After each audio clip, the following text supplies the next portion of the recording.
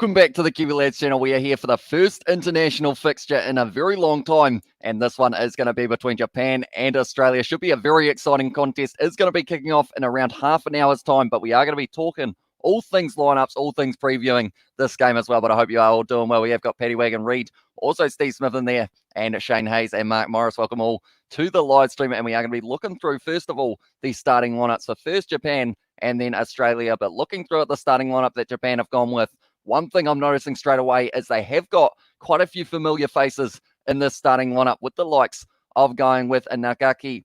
I pronounced that name terribly, unfortunately, for my first time. Also Sakate, and then Jiwon-ku will be the other man in the front row. Cornelson and also James Moore will be linking up as the lock pairing. Then a face that is very familiar for people from New Zealand is Kazuki Himano. He did play for the Highlanders throughout Super Rugby for them, and he is not signed for them at this stage for the next season, unfortunately, I don't believe. But also Peter Lawaskakne, he will be the captain of Japan for this one, and Ben Gunter going to be in the number 6 jersey as well. Then at number 9, they are going with Nagare. Then Matsuda going to be starting at 10. Very talented young player from Japan. Also Nakamura, Lefaeli, then Lamiki, and then also it will be Masariwa who will be starting at number 15 for this match for Japan as well. Hey, Hamish as well from Simon. He has also got the New Zealand bumper emojis in the chat as well. But thank you very much for tuning in this early, mate, because of the fact we are going to be doing a preview for this matchup. Also, looking through the Wallabies starting lineup, and there is a big change here for the Wallabies straight away, and that is the fact that there is no Samu Karevi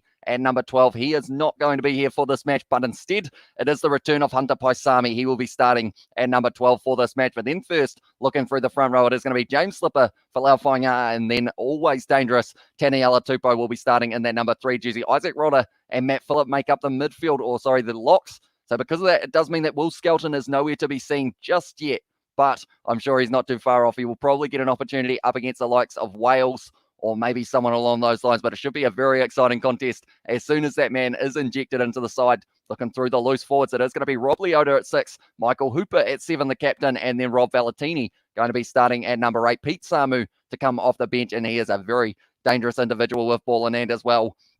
So it's going to be exciting to see what he can do. Nick White starting at 9. Quay Cooper may be his last game for Australia this season because of the fact that he has commitments to his Japanese top league side. So he may end up going back to them rather than getting the opportunity at 10 through the rest of these games, which does mean that it opens up the door for an O'Connor or a Noah Lolesio, who isn't actually in the squad, but I believe they have also got one other option at 10 that they might decide to go with as well. Then also in the midfield, Hunter Paisami, Lena Cattell linking up together. Tom Wright returning back into the starting lineup. Andrew Callaway, the always dangerous Andrew Callaway, scoring so many tries throughout the Super Rugby Trans-Tasman competition. I believe he got a couple for the Rebels, but then also the Rugby Championship.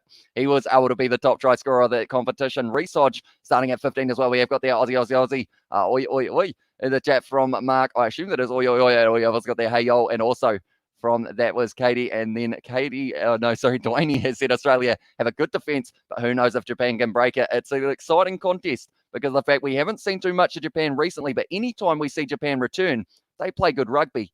It is just one of those ones that they seem to have that physicality in the fullback, but the Wallabies are in an incredible streak of form at the moment. They've been able to win their last 4 matches, 2 against the Springboks, 2 against the Pumas, and then now they have never been defeated by Japan, so they won't be wanting to start that now. But Michael Hooper, I'm sure he will be trying to get his troops over the line for this match as well. Greetings, fellow rugby peeps as well, says Natty Dreadlock. Welcome in to the live stream, and also we have got their Dunedin crowd used to always give Quade Cooper a bit of stick, as I'll say, Shane. Yeah, it's one of those ones that I'm pretty sure he's well respected in Japan due to the fact that he has got that Japanese top league that he is a part of, and 67-24 for Japan, says Paddy Wagon, and Steve Smith has got the prediction there of 42-10 in favour of Australia with the Australian flags. I believe before this match, my prediction, I think I said 16 points in favour of Australia, but we will have to wait and see how it goes. Of course, we're at OITA Stadium in Japan.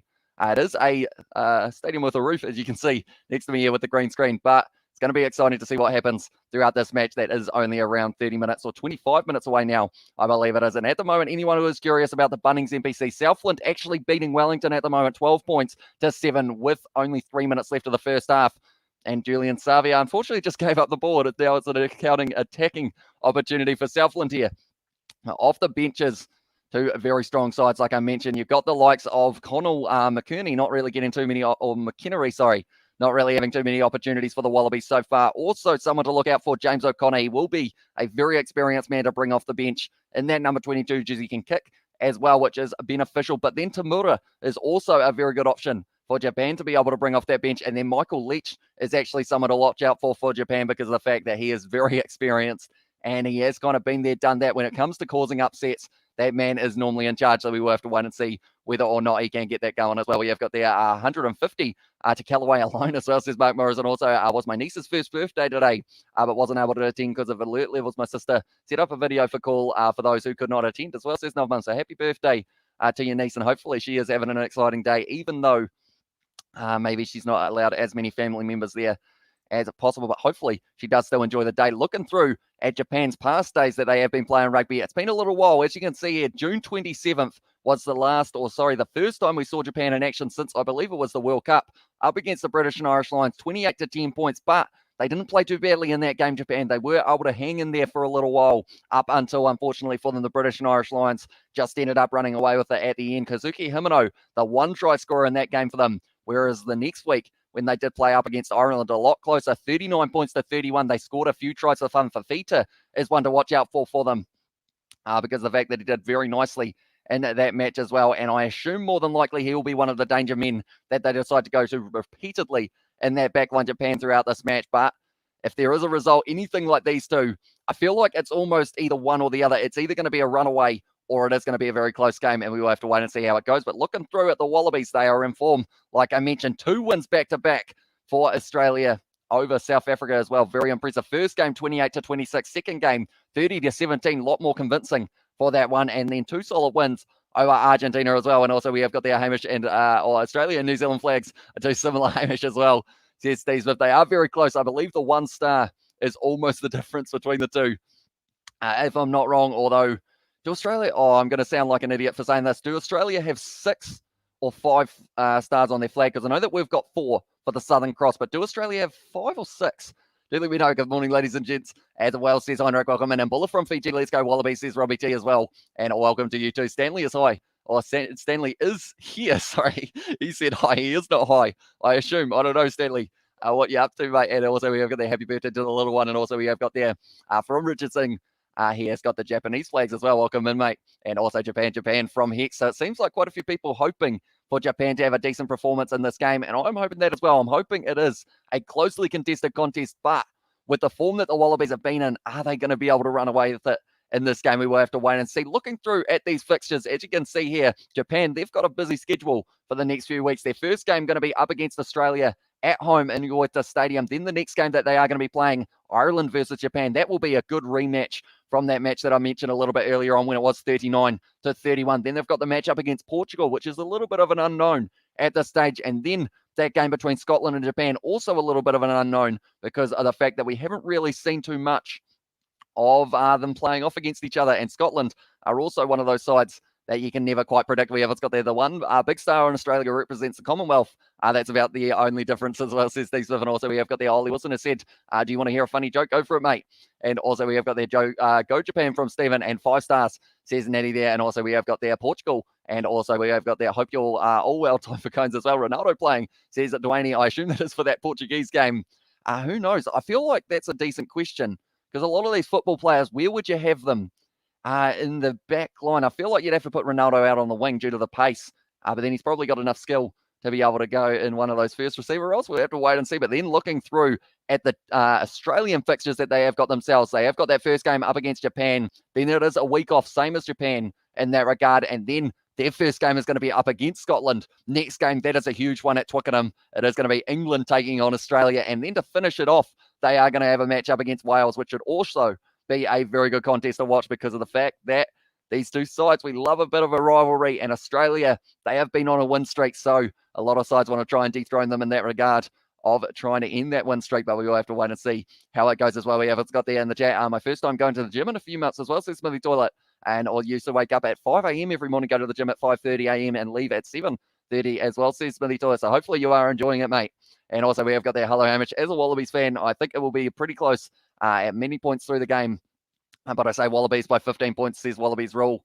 So I believe you're only about a point difference from myself. I said the Wallabies by 16 But I also feel it could be quite a close encounter for quite a bit of this one. And Ronaldo would be a fullback. Bruno would probably be a 10 as well, says Dwayne there. And also we have got there, hey Katie, on the wagon as well. Says Victor in the chat. And Knock Knock says Ollie Wilson, who is there?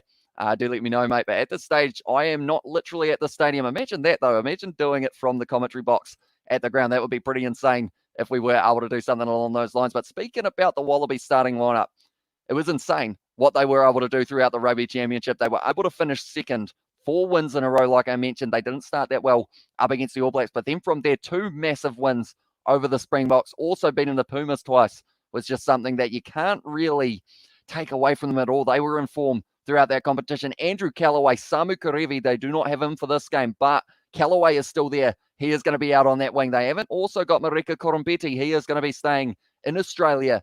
So he is another player that they are going to be missing. But other than that, though, other than those two, I believe they have got pretty much the same backline along the lines of Hunter Paisami and Jordan Pataya going to be added in there as well. I don't like the way you look into my eyes as well, says Hex there.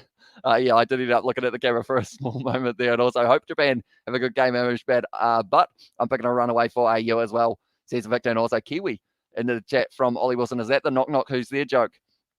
Kiwi who, I guess I should say. I'm curious where this one is going, but I'm also slightly concerned at the same time. Reece Hodge going to be starting at number 15 here for the Wallabies. We'll show their starting lineup for you guys who haven't seen it already for this one. It was announced on Friday, I believe. Or actually, no, sorry, it was Thursday that this lineup did get announced. People were trying to see whether or not Will Skelton or someone along those lines would be added in, but he is still playing at the moment for La Rochelle, I believe, so he is going to be a little while before he does get the opportunity in the Wallabies kit. And also because of the fact that it's outside of the November international window, it does mean that these sides who do have their international players, the coaches of those sides and the management can decide to say, no, we won't actually let you have our players kind of for that stage, if that makes sense. Hopefully that does. I'm going to rotate myself just a little bit more. We'll put me over here just a little bit further towards the side so you guys can see that starting lineup, and also myself. But Tom Wright going to be there out on the wing. It's going to be exciting to see what that man can do. I've said exciting many times, and also we have got there Australia and Japan with a bumper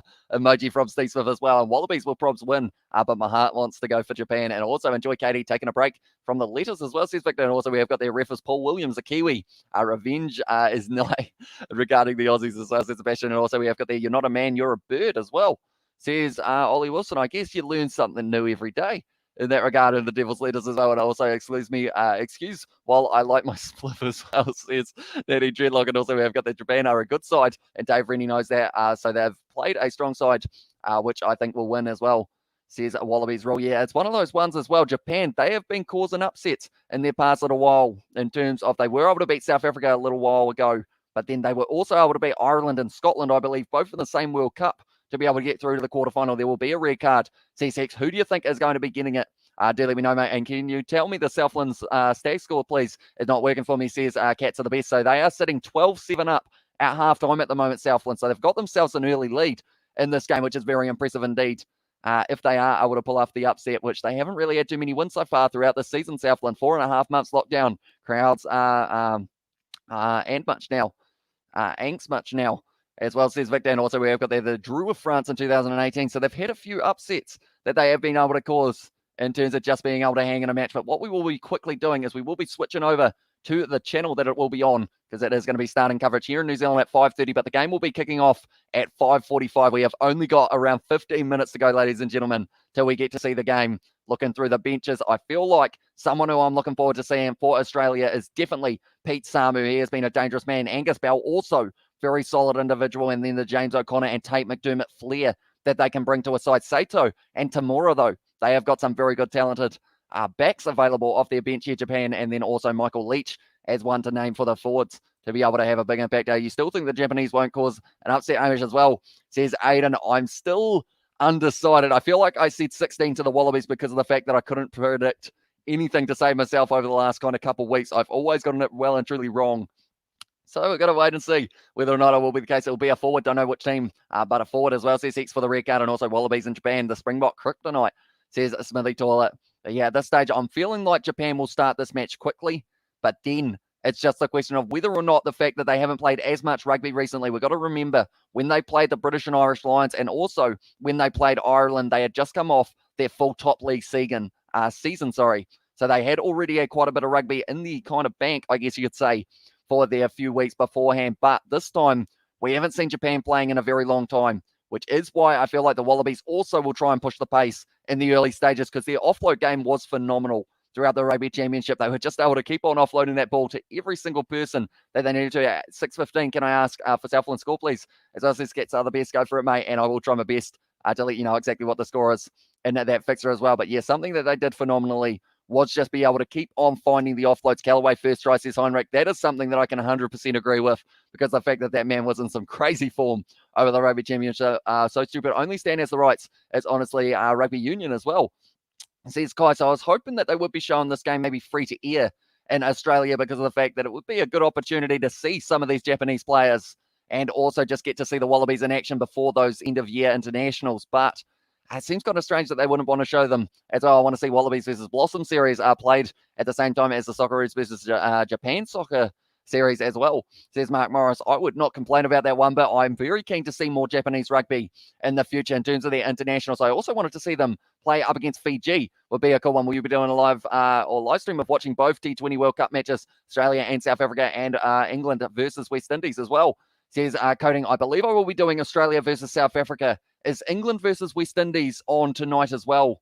Coding, do let me know, as I thought it was tomorrow night, but I could have my dates around the wrong way. But at the moment now, we are only around 15 minutes away from kickoff. No free to air in Australia, even though it is not out on prime time.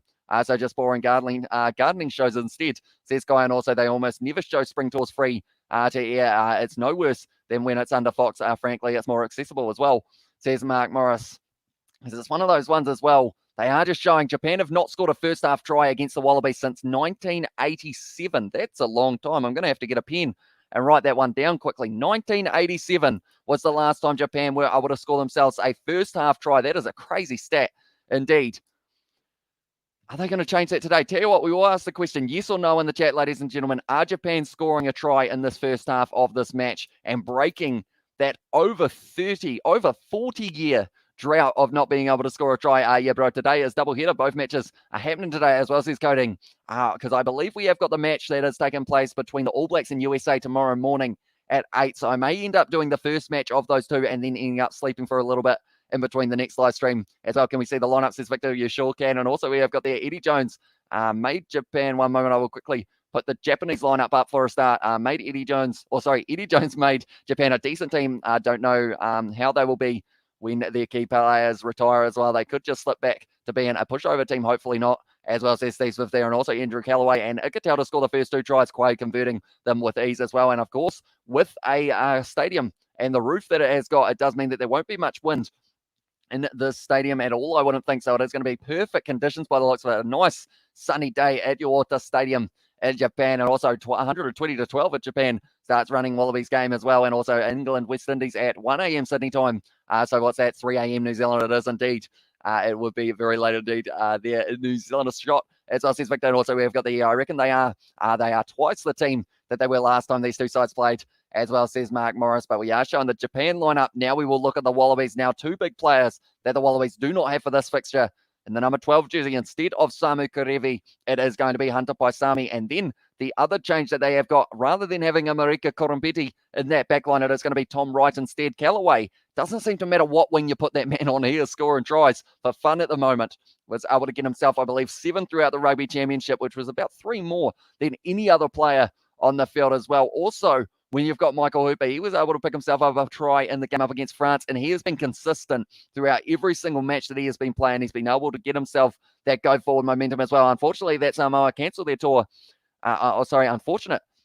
And their squad right now are playing against Tonga, and Mariabies have a lot of potential as well. So do they not have that game up against the Barbarians anymore, Dwayne? Do let me know, because I know that one of those games was cancelled, but then they reorganised another one, maybe Proteas versus, hopefully I pronounced that correctly, versus Australia T20 as well, says Heinrich. Yeah, it is going to be a very exciting fixture, 11 p.m. New Zealand time, and we are going to be providing the live commentary for that one as well. We have got there, have you watched have you watched the movie The Brighton Miracle? It's about how Eddie Jones changed Japan Rugby. I haven't actually, but sounds like it could be a very good match as well. If you did the Windies versus England game, you'd be sleepless for Eagles versus All Blacks. Probably not a wise idea as well, says Sebastian. Yeah, probably wouldn't be the smartest maneuver that I could do for myself, because of the fact that I have got plans with the boys tomorrow as well, with Daniel, George and Isaac. We're hoping to be able to film some videos.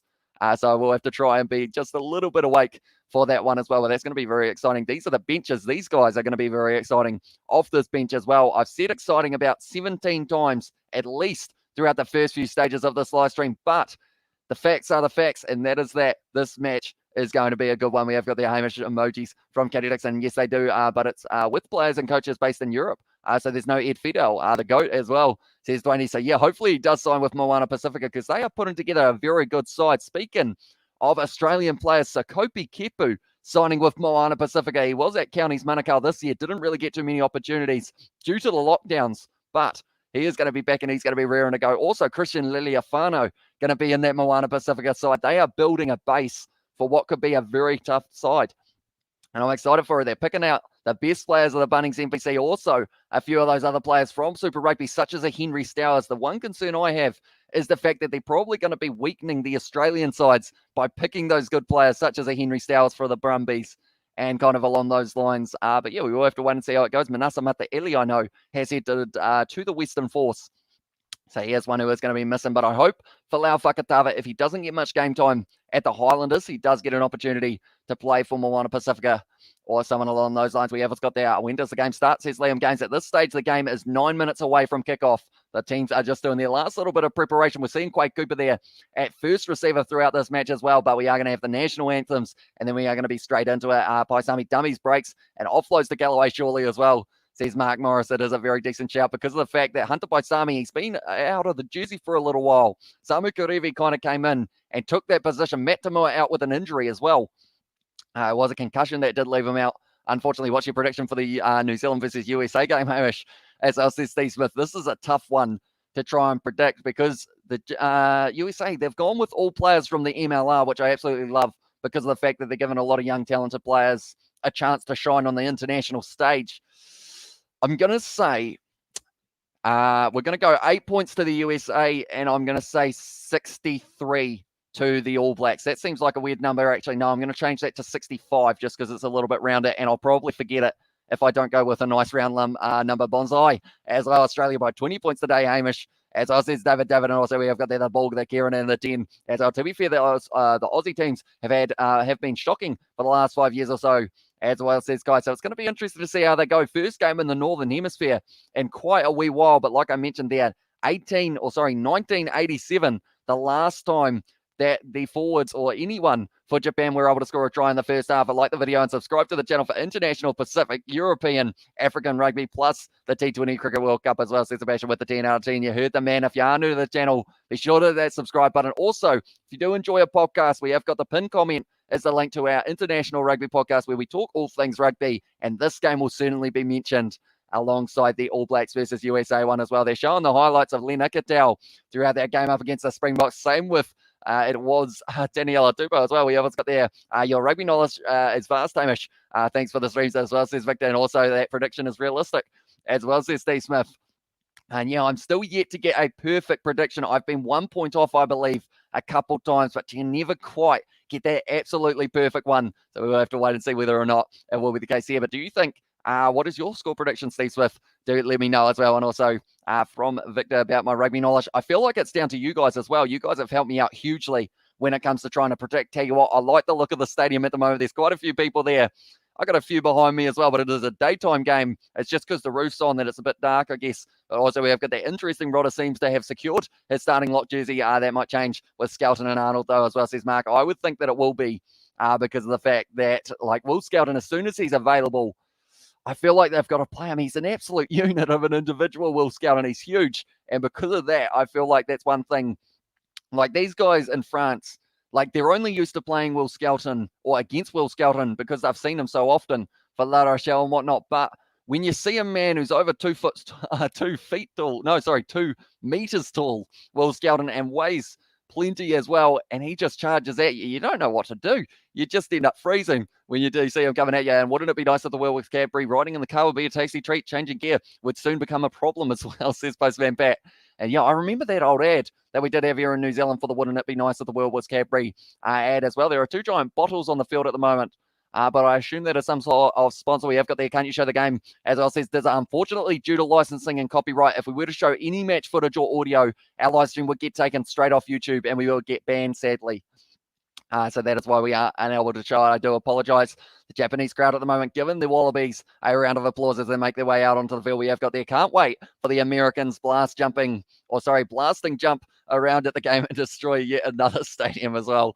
Says Steve Smith there. And also Dylan Riley is born South African, raised in Australia. He played for the Australian under-20s and Reds under-20. He and Noel Alisio went to the same school in the Gold Coast where Dylan earned John Earl Scholarship from Bond as well, says Ed Vogel. So perhaps he could be a future player that we do get to see in the Wallabies kit, depending on how it goes. Because I know that Noel Alisio is missing out for this one as well. Japan going to win this easy as well, says username. And also we have got there watching the game, but there's no commentary, which will be the first. Which will be a first as well, says Dwayne. And also the one issue with Skelton is the Wallabies is they already don't have many line-out options. It wouldn't be great to have a lock.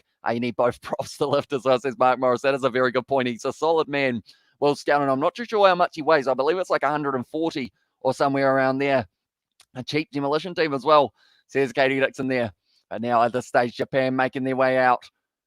Methodical pace here from the Japanese side. Walking out to OITA Stadium, I should say.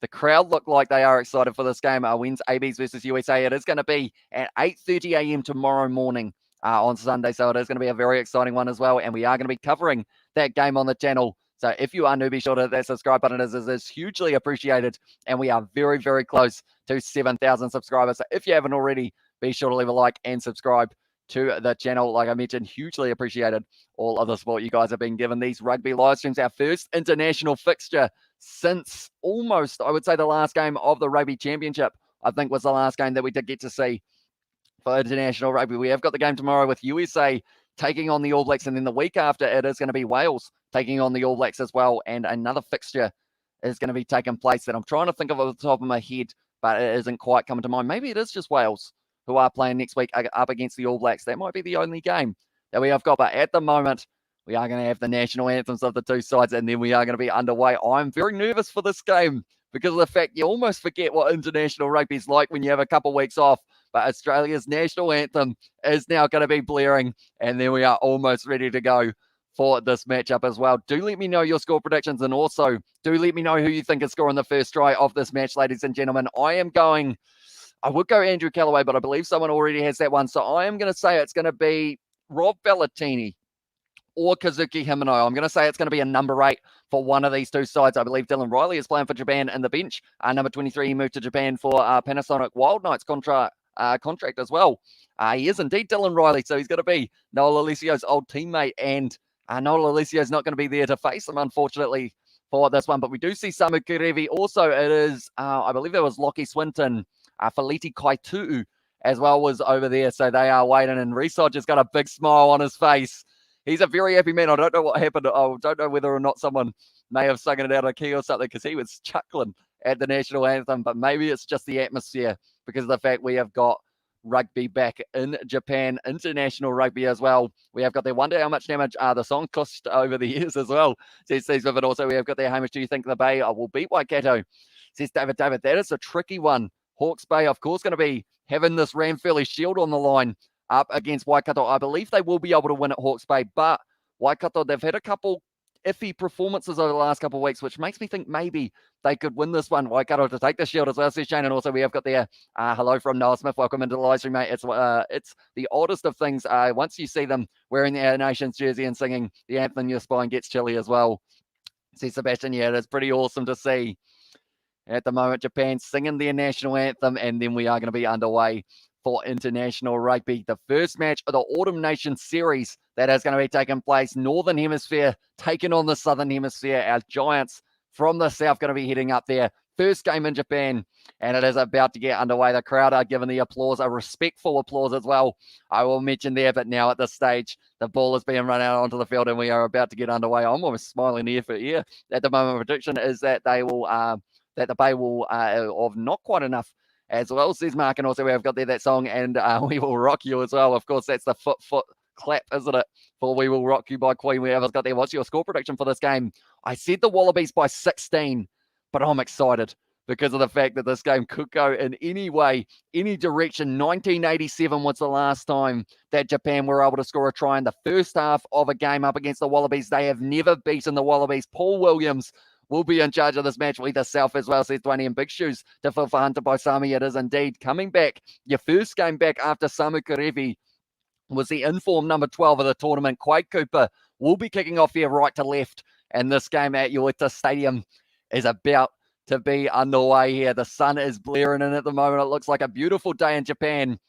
Probably mid-20s for the temperature or somewhere around there. 43 to 20 for the Wallabies. I don't know why as well, says Sky Broom. Could happen for this match as well. And 10 now the countdown is on. We have got 8 seconds till this match gets underway. Jack Cornelison was one of the players for Japan who said never underestimate them because anything can happen. Quade Cooper kicks off this match for the first match of the Autumn Nation Series. Going to be taken by Japan inside of their own 22 at the moment here. Going to be fired back once again. Nagare floating it to the big forwards who are trying to make their way forward at this stage, but still inside of the 22. And now Nagare is going to be putting it to the sky for the first box kick of this match. Lined up by Reese Hodge, taken nicely now, trying to pierce the gap. A great low tackle on him by, I believe it would have been Fafita on that far side. Driving forward once again here. It's going to be James Slipper getting his first carry of the match. Nick White going short side. Rob Valentini trying to break the tackle. Dragged down, though, by his opposite number, Kazuki Himano. Phillip now getting the carry. He is one of those players that could end up off the bench in a couple of weeks' time if Skelton gets the opportunity. Daniela Tupou. No, now it's going to be Tom Wright down the wing. Nailed into touch there. And it is going to be a going into touch. Should they take it quickly? No. Decides against it there, Japan. And come on, Australia as well, says Stephen. Also, we have got there, Oz will reckon, or will win. I reckon it's 27 to 23, and I really hope Japan beats Australia. Need another miracle to happen, and good bloody timing. Just got home from work, says Johnny Blazer. Welcome in to the live stream, mate. It is great to see you here for this fixture between Japan and Australia. It's going to be a very good one. Lena Cattell for the first try, and my school production is 40 points to 39 to the Wallabies. Geez, that would be a good go for rugby if it went down to the wire, like you are predicting for that one at the stage. We are still in the first half, just on their 22 at the moment. Japan are going to be throwing it more than likely to Cornelison. Yes, they have gone to the front there. Now trying to get that rolling more going. But with the Wallabies, when you've got the likes of a Taniela Tupou or someone like that who is trying to stop it from going forward, not really moving for them, Paul Williams will tell Japan that they have to use it very soon by the looks of it. Instead, now they are going to be kicking it for the box kick once again here. Going high. Tom Wright trying to line it up, taking it beautifully there, met by the Japanese defense. I believe it was Labaskakni who was able to drag him down. Phillip once again getting the carry, 45 metres out at the moment for the Wallabies, getting driven backwards in the tackle. The round of applause from the Japanese crowd. Beautiful offload there from Valentini to Hodge. But it's still going to be available for the short side for Laufire. Just trying to run over the top of Kazuki Himano, but he's been able to drag him down. Nick White now going back across to Phillip. And at this stage, there has been very good ball retention for the Wallabies when they do get it in hand. Cooper now going back to Paisami. Hodge decides to straighten. He is going to be dragged down once again here.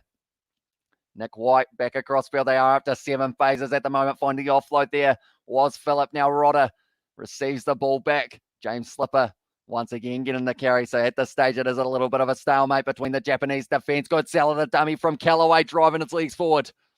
And at this stage, our 30 metres out here for the Wallabies. Just phase after phase. One of the Japanese players down and back play at the moment. Nick White going to the short side once again here. It's going to be Rob Leota. Drops the head up to the 22 now for Australia, and they are up to 11 phases. No one trying to contest yet for Japan. And at these stages of the match, seeming like they are just willing to let Australia keep on running at them just for now. Going to be now a little bit of a shunt off from Lena Cattell. We aren't having too many stoppages in this match so far. I will read the chat in a very short moment now. It's gone backwards, and now it's going to be kicked forward there by Cornelison, trying to get his hands on the ball in Japan. Have now got this one kicking in behind as well. It was Nagare finding a bit of space, being chased here, and it's going to be sitting up, almost nailed in the tackle, and it was a great tackle from Masirewa, who was able to make the tackle, but Australia now just inside of their own 22, and more than likely they will look for the kick here. It looks like will be just a couple hit-ups here from Leota, and then it will open up the opportunity for either Nick White or maybe Quade Cooper to fire this one into touch. Nick White passes it back to Cooper, and he looks to the touchline, and he has been able to find it. Do they take it quickly? Japan, yes, they do. They're going to keep it going by the looks of it, trying to play this game at a fast pace now. It's going to be Kazuki Himano Trying to run up the middle, tackled by Valentini. That's going to be a good battle at number 8 throughout this match. Oh, an awkward fall there for Laufaianga'a. He's kind of been bent over backwards, so hopefully his leg is all right, but now it's going to be in the hands of Nakamura, trying to straighten Ryuto Maka. Oh, no, Nakamura not able to find the offload there. It's going to be a little knock on, and now it is going to be the scrum. That is the first stoppage in this game, 4 minutes in at this stage, playing Rugby Challenge 4 and lost 17-16, playing the All Blacks as well, or playing as the All Blacks, says Gloves. And also we have got there, let's go, says King. The chat in Japan is a good team, says Interest. They are indeed. Can you please do updates on the Shield game as well, says Shane.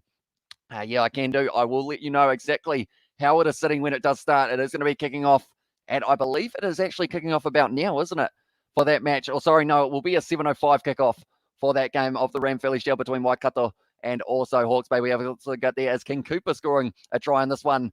Feel like he's got a decent opportunity, although for Laufaianga'a, looks like he might be going off the field here. And I said at that breakdown, it looked like he was bending awkwardly. Unfortunately, just ended up leg in the wrong place and then just ended up kind of curling it backwards in kind of an awkward fashion. Hey, bro, are you going to do the All Blacks versus USA game? A Kiwi living in the Netherlands. As well, says Josh, I am indeed, mate. We are going to be covering that game at 8:30 a.m. New Zealand time it is on Sunday morning. So it is only about 15 hours away or somewhere around there that we are going to be starting that one as well. And also we have got their maturity is when you know that break from the good stuff might be recommended as well, says the match. And also we have got their good day, ma'am, from David. As we can see here, Laufaianga'a just gets himself into the wrong place and then gets bent on the ankle, and I hate watching that. And you can see the pain straight away from him. He looks like he is going to be jumping up and down. Oh no, doesn't look too happy at the moment. It seems like he might be getting a little bit more strapping on that leg. They have got the option, if they do need it, of Connell McInnery, sorry. So he hasn't really had too much experience for the Wallabies in the later stages. McInnery may be having a far longer than anticipated as well, says Mark Morris. Yeah, I don't think they'll want to bring him out there just yet, but if Laufaianga'a cannot stand on that ankle, it may be the case. And we have got there, will you be doing any more games this evening besides this one as well, says Aidan. We are hoping to do the game between South Africa and Australia for the T20 World Cup, which is going to be starting at 11 p.m. The crowd give the round of applause for Laufaianga'a making his way back to his feet. I absolutely love the Japanese crowds, and the World Cup was one of those examples as well of you just hear the respect and everything that happens. Anyone who carries the ball forward for a face, they get a clap. And I feel like it is pretty awesome indeed. We also got there, will you be doing any games? Oh, sorry, I read that one. Hey, brother, how you do? And also we have got there, go Japan. Even thought you have a 2%, or even though you have a 2% chance against good team Australia as well, says live starts. And I won't mind a couple of yellow cards, just no injuries as well. Michael Hooper is not a machine. He's a cybernetic organism as well. That's going to be a free kick to Australia. Maybe it was just the thought of Michael Hooper in that scrum that meant that it was going to be a free kick. They are going for the scrum once again here. Hooper calls it. Now the stage just inside of the half of Japan here. And due to that knock-on from a little while ago, it is going to be the scrum feed to Australia. They have got a big 4-pack for this matchup, but Japan, they are decent at scrum job as well. We have got there. It's taken me ages to realize that, bro.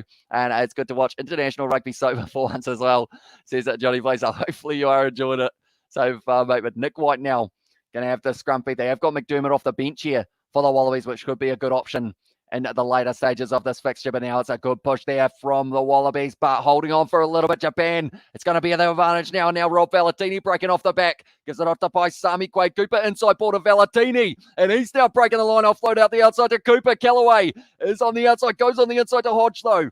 And now 15 minutes out here for the Wallabies. They have got all of the go forward. Matt Phillip now trying to steamroll his way forward. White once again goes back to Laufaianga'a, offload to Cooper. Now lobby ball, it's going to Leota, who has been able to drag that one down, but a lot of pressure on him by Fafita.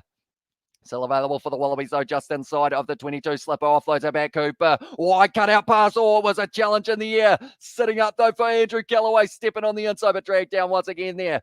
And now it's going to be Reece Hodges at the ball for Japan, I believe. It's an advantage for the player not supporting his body weight up against Japan. So now Australia with the advantage just inside of the 22 once again here. Nick White goes back. Quade Cooper now they've got the new advantage. Offload beautifully on the inside to Tom Wright. Backs his pace and round the man he goes, and he scored the first try of the match. Tom Wright back in the Wallabies kit. Number 14 for this match, and he has been able to get himself the first try of the match for the Wallabies. We will add that one to the try scorers list. It was very nicely set up.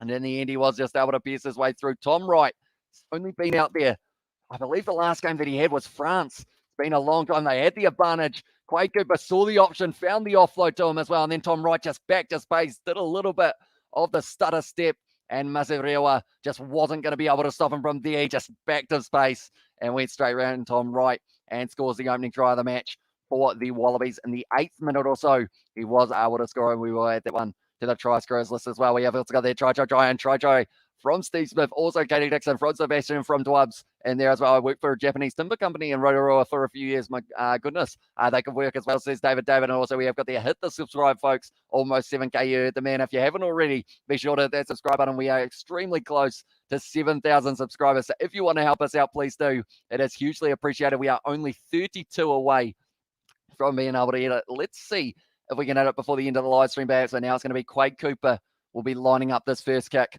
of the match for himself. We have got there, oh my, here it starts. Massive scoreline coming as well, and let's go Australia smash these fellows as well, says King. And also we have got there, go Japan, from Albert in the chat. Tom Wright used to play for Manly Sea Eagles. I guess he have a better game in Union, said Ed. He had a little bit of a rough series up against, it was France, but then from there he's really worked on his game, and he has been working on those handling errors, because that was something that let him down a little bit. But saw there, he's still got a ton of pace, and now because of it, Quade Cooper straight out in front here to complete silence in the crowd as well, and that one's gone straight down the middle. So now the score 7-0 to the Wallabies after this is 11 minutes. It's a little bit ahead today, but we're only sitting 8 minutes through this one at the moment, Tom, right now. He's very happy to get that try under his belt. We have got there Y New Zealand drop Colin Monroe, which has scored 4 T20 hundreds, mostly out of any batsman in the world. Don't understand New Zealand selectors selection as well, says Coding. Yeah, I believe instead, who did they put in for him instead of Colin Monroe? Because I know that he was right up there as an option. They went with Guptill, and also Conway Seifert, I believe, is another one of those top order batsmen that they have got. But now it's going to be taken nicely by Paisami just inside of the 22 for the Wallabies, and it looks like Nick White might be looking to fire this back to Cooper once again. Well damn, Tommy Wright beat Callaway to the first try. Good on him as well, says Sebastian. He's done very well nicely. Callaway's looking dangerous, though, throughout these early stages, so I would assume he isn't going to be too far off for this one either. Nick White now kicking this one high, chased by Wright, was trying to line it up. It has actually gone into touch. Now, was it rolled back into the 22? I believe it is going to be going right back, and it is indeed, because of the fact that it was taken back into the 22 by Nick White. So now Japan will have to line out on the 22.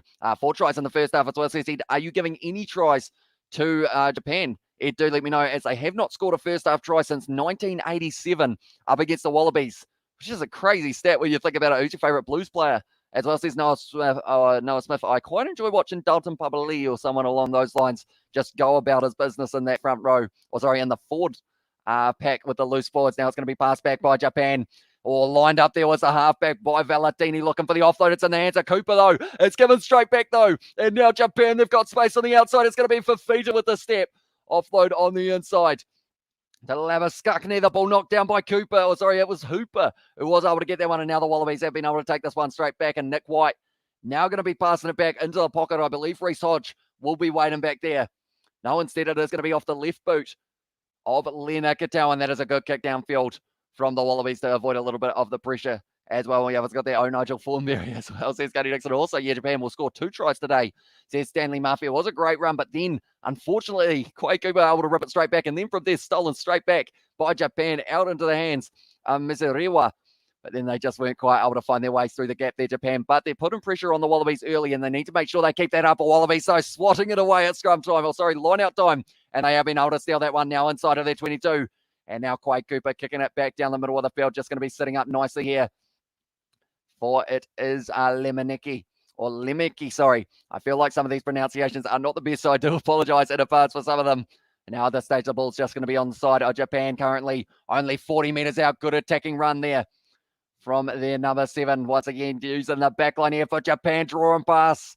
Looking decent, and that is one thing that Japan do pretty well in their backline round the side now, and it's going to be Lafayette with the step as well, round Reece Hodge. And now at this stage, they are going to be sitting 15 metres out here for Japan. It's an advantage to the Wallabies as well, to Japan, due to Hunter Paisami leaving his feet. So it's still going to be available for them. Hooper getting straight on that ball there, trying to stop it from getting the opportunity for Japan to use this backline. Little kick in behind from Lafayette, but it has gone into touch. And that is now going to be the penalty to Japan as well. 1987, crikeys, as well, says David. And also we have got there in the chat as well. Well, bro, 132 people watching. Great energy of your live stream. I salute your work as well, says Coding. Thank you very much, mate. Hugely appreciated all the support you guys have been showing. Like I mentioned, if you are new to the channel, be sure to hit that subscribe button. So we are going to be covering every single international fixture physically possible in the next few months that we have got ourselves. And also we have got the, it turns out, Wright switched to rugby union. He played league for Manly in the NRL as well. So Sebastian there. And also we have got there in the chat, Japan seem to like to respond quickly when scores against as well, says Steve Smith. Yeah, at the moment, 5 meter line out here. And it will be Sakate who has got the very important throw. 12 meters out, 12 minutes into this game. Only 5 meters out here. Maybe a rolling maul could be coming as well. It's looking good at the moment. It's going up into the sky. And it's taken nicely by James Moore, trying to stop it from marching forward here. The rolling maul, good defense there from the Wallabies. And if they can stop this ball from coming out, it will be the scrum feed. And they do get it, the Wallabies, able to shut down that rolling maul pretty much instantly. Who was it who was able to get in there? I'm looking for the face.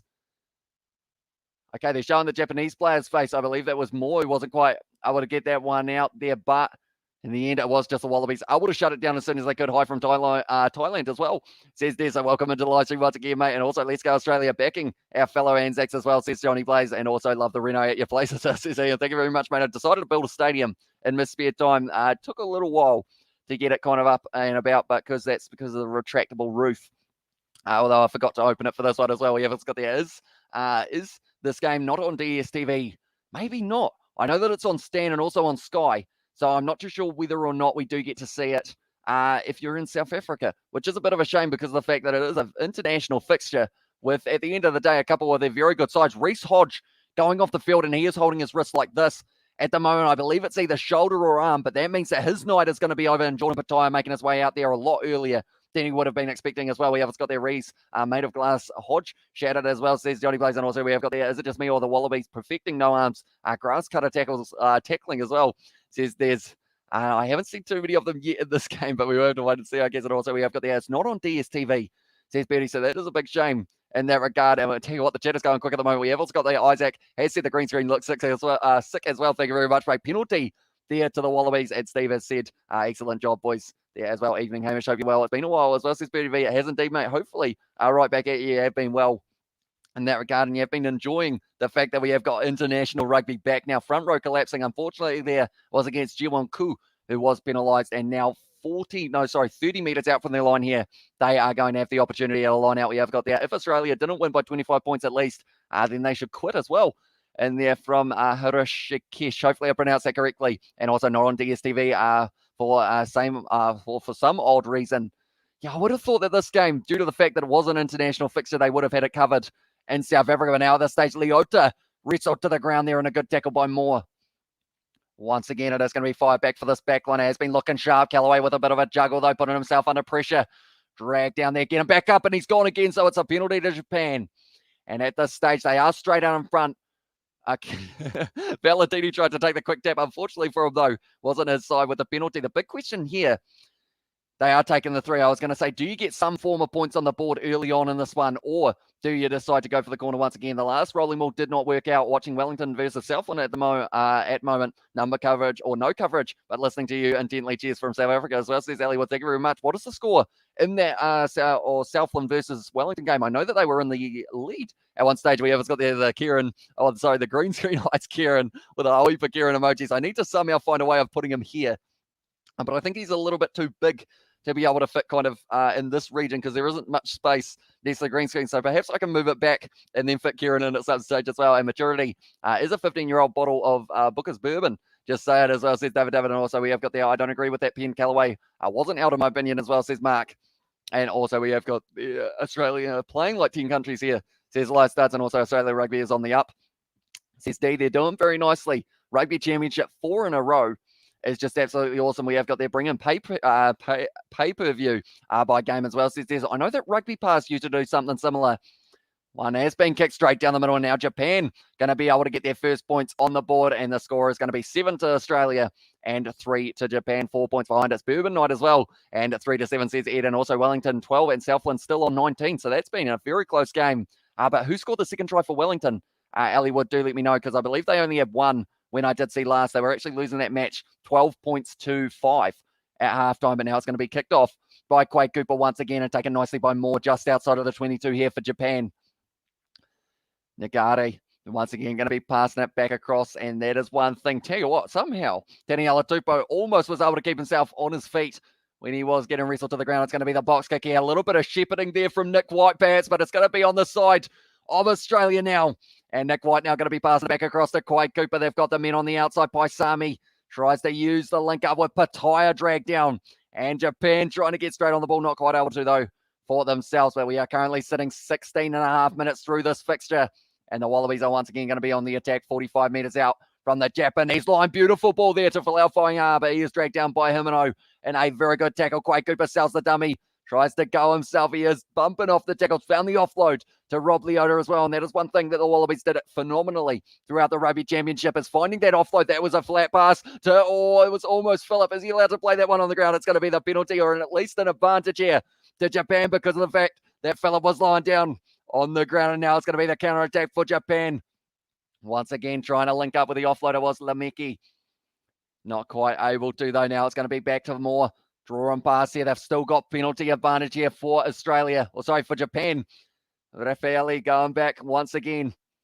And it is going to be Masarewa on the halfway line. They're going back for the penalty. We also got the I'll take a bourbon and a cola. Thanks, as well, says Steve Smith there. And also we have got there, you have to connect to 3 or 4 providers if you want to cover international and multiple leagues globally as well, says Des. Yeah, so at the moment, I believe I've got, if I'm not wrong, I've got Sky Sports, I've got Stan Sport, I've also got, I believe, a 9 Now account, and then also a DSTV as well, something along those lines. I've got about 4 different ones to be able to watch international rugby. We have got the Go Japan, says Albert, and also games on Supersport here in South Africa, Madalyn as well, says Live Starts. And also we have got the Awesome Rugby always makes it better, says Birdie V. In Australia have to settle, says Mark. And yeah, at this stage, Japan once again looking for the touchline here. That man in the number 15 jersey, Samisi Masiriwa, so far has been looking pretty solid throughout the early stages of this one, like the background brother as well, says Betty. Thank you very much, mate. Hugely appreciated all you guys being here for this one. I did decide the only thing that slightly annoys me is the fact that when I go to here, it's not still the same photo, but I feel like other than me just mentioning that, maybe some of you guys hadn't noticed that. So I do apologize if you can't unsee it now. That's going to be stolen there by the Wallabies. Now it's a knock on. And now because of it, it will be the scrum feed for Japan. Now, this will be their first scrum feed of the match. The last scrum, it was a penalty to the Wallabies when they had their own feed. So we'll have to wait and see how it goes. We have got there, we're all going to get blitzed as well, says Katie Dixon. And also we have got there, who do you think is the best Northern Rugby team and why, says Ed? Oh, that's a tough one, because at the moment, I kind of want to say France because of the fact that they've just got an insanely good squad at the moment. And I think give them a couple years, having a home World Cup as well, they could almost go in definitely as the Northern Hemisphere favourite. We will have to wait and see whether or not they are the favourites overall, though. I believe the All Blacks or South Africa will still be right up there. What Channel 1 Supersports as well, says Francis. Hopefully it will be Live Starts. We'll be able to help you out. But now at this stage, Japan once again trying to hit the ball up. And all of the time, the Wallabies again and straight in that breakdown. Great offload available. No, decides against it there. For it was Matsuda who decided not to offload that one. Now it's going to be Nagari once again passing it back. Good tackle there from Isaac Rodder. And at this stage, Japan, they'd just like to be able to put together a few phases, almost a juggle there for Kazuki Himano. It's still available, though, for Japan. Good clean out so far. Going to be going out the back. It's going to be dropped, though, and now it's going to be a penalty advantage. Sorry, a knock-on advantage. Kicked him behind now, and it will be a advantage over, but Tom Wright right on the ball. But very nicely done there by Japan to be able to get that one. Oh, it's almost a kick pass. Almost became... The question is this an offside penalty? I believe it's gone into touch here. And it is going to be the line out here for the Wallabies. So pretty much what happened there was he did try and kick it for touch, and the guy for Japan out on the wing thought it was a cross kick, but he was in front of the player. So because of that, it did mean that it could have been a penalty, but instead now it is going to be a line out for Australia now, and they have been able to almost claim that one. It's gone out the back though, and it's going to be taken nicely by Japan, but Michael Hooper straight on that ball, and he's won the penalty for the Wallabies. We have got there, it's 1 p.m. here, but okay, I'm in this one, says Steve Smith. And also we have got there, what are you watching this on? I am watching it on Sky Go. So pretty much I have got about a 30-second delay, but it is going to be, it is live here in New Zealand. Also, Stan Sport is an option in Australia, I believe. Why it does not show on Supersport, as well, says Wayne. So hopefully Live Starts will be able to help you out in terms of what channel it is on for Supersport. But Michael Hooper, Supersport, I should say, now going to be a 10-meter line out here for the Wallabies. How's it, Hamish? I came in here to listen to you. The American commentary is pretty slack, as well, says McKenna. So I do appreciate you being here, mate. Yeah, hopefully you do enjoy the live stream as well. It's going to be taken nicely by Isaac Rodder now, 10 meters out. And they're trying to march this rolling maul for Falau Fai'a's got it at the back. And something he loves doing for his Super Rugby side. They've got the advantage as well. So really, they can throw everything at this now. I'm thinking cross kick maybe from Quade Cooper could be on the card soon. It's going to be now Nick White fires it back. Quade Cooper now just using the back line. Callaway now back in his base. Out to Jordan Pattaya looking at the corner and he scores it. Too much toe. Oh, that looked like a hard bit of ground to fall on, but he scored the try, Jordan Pattaya. And that is going to be the second try of the match for the Wallabies as well. Second touch for Jordan Pattaya. He has been able to score himself the try.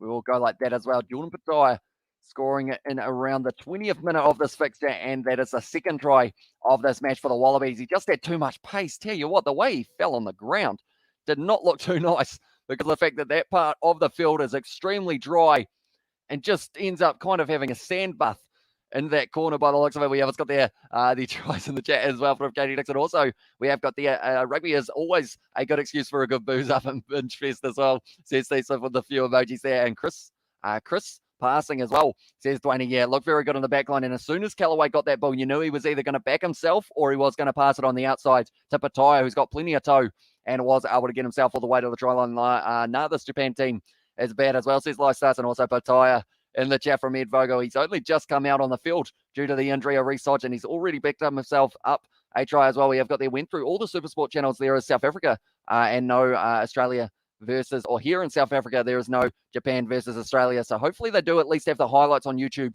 after this match. It's Supersport 7 as well, says Live Stars, and also we've got their Wallabies just need to wear the Japanese down as well, says Interest, and also where I can watch this match live. Depending on what country you are in, you have got the option of Stan Sport in Australia. There is also Sky here in New Zealand, or I want to say that there's another option, possibly Super Sport on Channel 7, I think. It was mentioned in the chat just before as well. This stage now, Quade Cooper lines it up, and it is a decent strike, and it's gone straight over from Quade Cooper. So now the score will be 14 to Australia, and also we have got there 3 points to Japan, and we have got there, Des has said the US commentary is crap as well, says it, Des. So is it kind of, I assume that is it on Peacock or something along those lines? Des, do let me know. And Supersport 7 is a marathon as well. And can't you put Kieran emoji in the corner somewhere as well, says David. David, I probably could actually, now that I think about it. One moment, we will check it out at halftime. We've got 16 minutes, but then I believe I will be able to actually insert him right at the top. It's going to be bouncing up for Japan, and they've been able to retain their kickoff now. Knees are on the ground. They have to release him there, Rodder. Passing it back once again, going to be using their big forwards, I believe it was there. Nagaki getting his first carry of this match. It's being ripped away by Michael Hooper, but now it's going to be available once again now for Japan, driving their way forward. Jiwon-ku trying to make his way towards the 22 as well, and it's a beautiful bit of draw and pass there. Offload back as well, and trying to play the Wallabies at their own game. Daniela Tupou leaving his feet there. He wasn't able to contest once again. Going to be using this back line. It's looking like a draw and pass. It got 3-on-1 here. Cutting on the inside. Kazuki Himano is dragged down once again, but Japan getting some nice go forward here in this match. Dropping their head there. It would have been Cornelson. A lot of pressure on him. The Wallabies rushing up here to try and shut down this attacking maneuver from the Japanese. Now going back once again. It's going to be the sell of the dummy from Lafayette. Once again available though. And Japan, this is the most phases they have had throughout this match so far. They're up to 10. And they are not looking like slowing down. Little chip in behind here. And it's going to be a beautiful cross kick. Backing himself there. It's a try for Japan. And that is the first try they have scored in the first half of a match up against the Wallabies since 1987. And it was Lameki who was able to score it. We will add that one to the try scorers list because of the fact that now we can go like this. Lamano Lava Lameki was the man who was able to score it. It was a cross kick from Japan, little bit unorthodox, but it worked. And then Tom Wright not able to slow him down, and they're showing the replay at the moment, and you can hear the crowd erupting for that one as well. Lameki able to score it in the 25th minute of this game, and Japan trying to get straight back into this one. And to be fair, sitting on 8 points, they are only 7 points difference into this fixture at the moment as well. We have got there, what a try in the chat as well. What is everyone's favourite rugby food to eat while watching rugby? That's a good question. I don't think I've ever had me eating food on the live stream other than like way back in the day, and pizza as well, says Shane. That is a very good shout. A nice bit of pizza, but now at this stage, it is going to be Rikia Matsuda, who will have this opportunity. 1 from 1 so far tonight. This is a tough kick, though, right from the touchline. And also, man, they look all right, Japan, as well. Says Makina there, and booyah in the chat from Nanny. And at this stage, 22-17 for Wellington versus Southland. That will almost be close to full time, is it? If I'm not wrong, maybe about 10 minutes left. Some very brave Japanese people watching this is rampant COVID as well, says Live Starts. And also we have got there, wow, that's history in the making. It is indeed. Last first half try, 1987. That is the one stat that stood out to me when they were showing all of them at the start. And at the end of the day, they have been able to get themselves one. But the Wallabies have been looking dangerous when they've had the ball in hand. That was the first time that Japan, that's a brilliant kick from the touchline as well, and it's gone over. So now the score is going to be 10 for Japan and 14 for Australia. Forever Sports in Asia as well, says Des. And also we have got there George Amish and Kieran Try as well, says it is crazy. And Zed, he adds the emojis there. And also we have got there raw oysters and olive stuff with garlic or anchovies as well, says Nelly. I can say that I have never tried that one as well. In South Africa, it's not on DSTV as well, says Albert. So hopefully they do have the highlights on the Stan Sport YouTube channel after this match. Let's go Japan as well. And the chat from it was New Zealand All Blacks, but at this stage now Japan, will that be the try that needs to give them that little bit more go forward? But I would say the Wallabies more than likely will be able to strike back in the next few moments of this game. It's going to be a penalty to Japan though. So because of that, it is going to be not rolling away against Daniela Tupou. And we have got there seriously Katie Dixon, Biltong, and Roas as well. South Africa traditional dry meat products. And also half timeness coming up. Time to grab the junk food then as well. Says Steve Swift, what we're going to have plenty of food emojis, I have a feeling, at halftime by the looks of it. At this stage now, it is going to be Miserewa who will be kicking this one for the touchline for Japan. 28 minutes into this game at the moment. Japan have been keeping up with the Wallabies at times, but the big question is how long can they keep up this pace for as well? Hey, mate, another hoodie on as well, says Daniel Lewis. It is indeed a different one from yesterday, but pretty much all I have is hoodies because of the fact I don't think it's kind of in the middle for temperature-wise. It's not quite cold enough to have a hoodie, but it's not quite hot enough to have a T-shirt. So I've kind of gone with both, which doesn't make sense when I say it like that. But now at this stage, going to the back, it's going to be stolen by the Wallabies once again at scrum time, or line out time. Sorry, Valentini now using the back line. Paisami putting the kick in behind, looking for the 50-22, taken nicely though by the fullback for Japan. And he will be kicking this one a mile in the air. Almost had to look up for that one. He's still trying to find it though. Beautifully taken there by, I believe it was Quay Cooper gliding onto that ball. Nick White passes it back to Rodder. And at this stage, the Wallabies looking like they've still got that spring in their step. Looks like Nick White, though, going to be going for that kick in behind, looking for the 50-22. Close to the touchline, taken nicely, though, by it was Matsuda now backing himself, passes it back off to the number 15, and he is looking for the touchline now. And that one is not finding touch, so Cooper now passing it back across field here for the Wallabies. Tom Wright with an attacking run. Good step there, but he is dragged down by it. Was that number 10 who just did the kick a little bit earlier on. Nick White passes it back across the slipper. We haven't got there. Japan has scored the 10. I predicted no more for Japan as well, says Steve Smith. Yeah, at this stage, it will be pretty tough to tell them that, though, because they look like they are really going for it throughout this match, Japan, so far. Wanting to get themselves an upset win, but we will have to wait and see how it is at OITA as well, says Albert, for where it is played in Japan. Yeah, it is at OITA Stadium for this one. Stager has gone into touch. The Wallabies not quite able to get that back line going, and now it is going to be Japan who have got themselves the line-out throw, I believe. Yes, they do. And also we have got their come on Japan, says Stanley. And also in there, we have got their Chick Bro as well, says Victor. And also in the chat, tell you what, it's going very quick at the moment. I do appreciate every single one of you for being here for this matchup. If you are enjoying the live stream, be sure to leave a like. Also, subscribe to the channel if you are new. We are going to be back for the All Blacks versus USA game tomorrow morning. And at this stage, it's looking like it should be a very good fixture to watch as well. And we are very, very close to 7,000 subscribers. So if you haven't already, be sure to hit that subscribe button. But now it's going to be taken nicely by Cornelson at the front of the rolling maul. And this one is marching forward a lot nicer for Japan than the first one that they had. It's looking good at the moment. Sakate's got the ball at the back of this rolling maul, and it looks like more than likely Nagari, he is going to be putting up the box kick. For Fita will be chasing it hard as well. Taken nicely by Jordan Patai, but great low tackle on him and straight on the ball there for Japan. And if he's been able to get it, yes, he has it. It's a penalty to Japan. No, it's an advantage. And instead, they are going to keep on going, but now he's dropped the ball. It's gone back. Little chip of mine, and it is going back for the penalty for Paul Williams. He originally was going to call it as a penalty, and then he almost decided against it. But now it is going back. And now Japan, for not releasing when the penalty, do they go for the 3 points here to get within one? I feel like that might be the best option. What time is the All Blacks kickoff? It is going to be an 8:30 a.m. New Zealand time. kickoff is this full crowd game. It looks like they've got a decent amount of players, or sorry, a decent amount of supporters in the stands. Maybe not full, but it's not a mile off. Looking at it as well, they're probably like 75 or 50% capacity or somewhere around there. We have got the USA has no chance versus the All Blacks as well. Says interest in Go Japan. Says Novmum there as well. And also we have got the Australia look like they're rushing as well. Says McKenna. Perhaps Japan just being a little bit more persistent, I guess you could say, in some of those attacking moves. Then Australia were expecting at the start of this one. Come on, Japan, let's go as well. Says the New Zealand All Blacks. The big thing for Japan here, they are going to be only 1 point behind if this one goes over, but the big factor is they've got to make sure that they don't slow down in the later stages, and that is one thing that is incredibly tough to do because of the fact that we don't know how much they have had the opportunity to train for this one. 3/4 full stadium, I reckon, as well, says McKenna. And also Japan blowing my prediction so far, as well, says Victor. And come on, Japan, says Andrew as well. And COVID cases in New Zealand today, says Danny Lewis. We did actually have, he has got that one, so that one has gone over. We have one in the South Island, which now means more than likely, hopefully that number doesn't increase too much, or else the South Island could also end up going into some sort of lockdown for the next little while as well. We have got there 199 people. Hit that like and subscribe button if you haven't already, folks, as well. Says Steve Smith, you heard the band. If you haven't already, be sure to hit that like button. Let's see how many we can hit for this one. And we'll have a quick look at how many we are sitting on at the moment for the likes. I haven't actually checked it yet, this live stream, so this will be a surprise to myself. And also, we'll be able to check the other one. It is 61 likes that we are sitting on at this stage. So I do heavily appreciate all the support you guys have been giving. Awesome. Japan as well, says Albert. And also, I tell you this, Japan knows how to host the sports event, Rugby World Cup and the Olympics.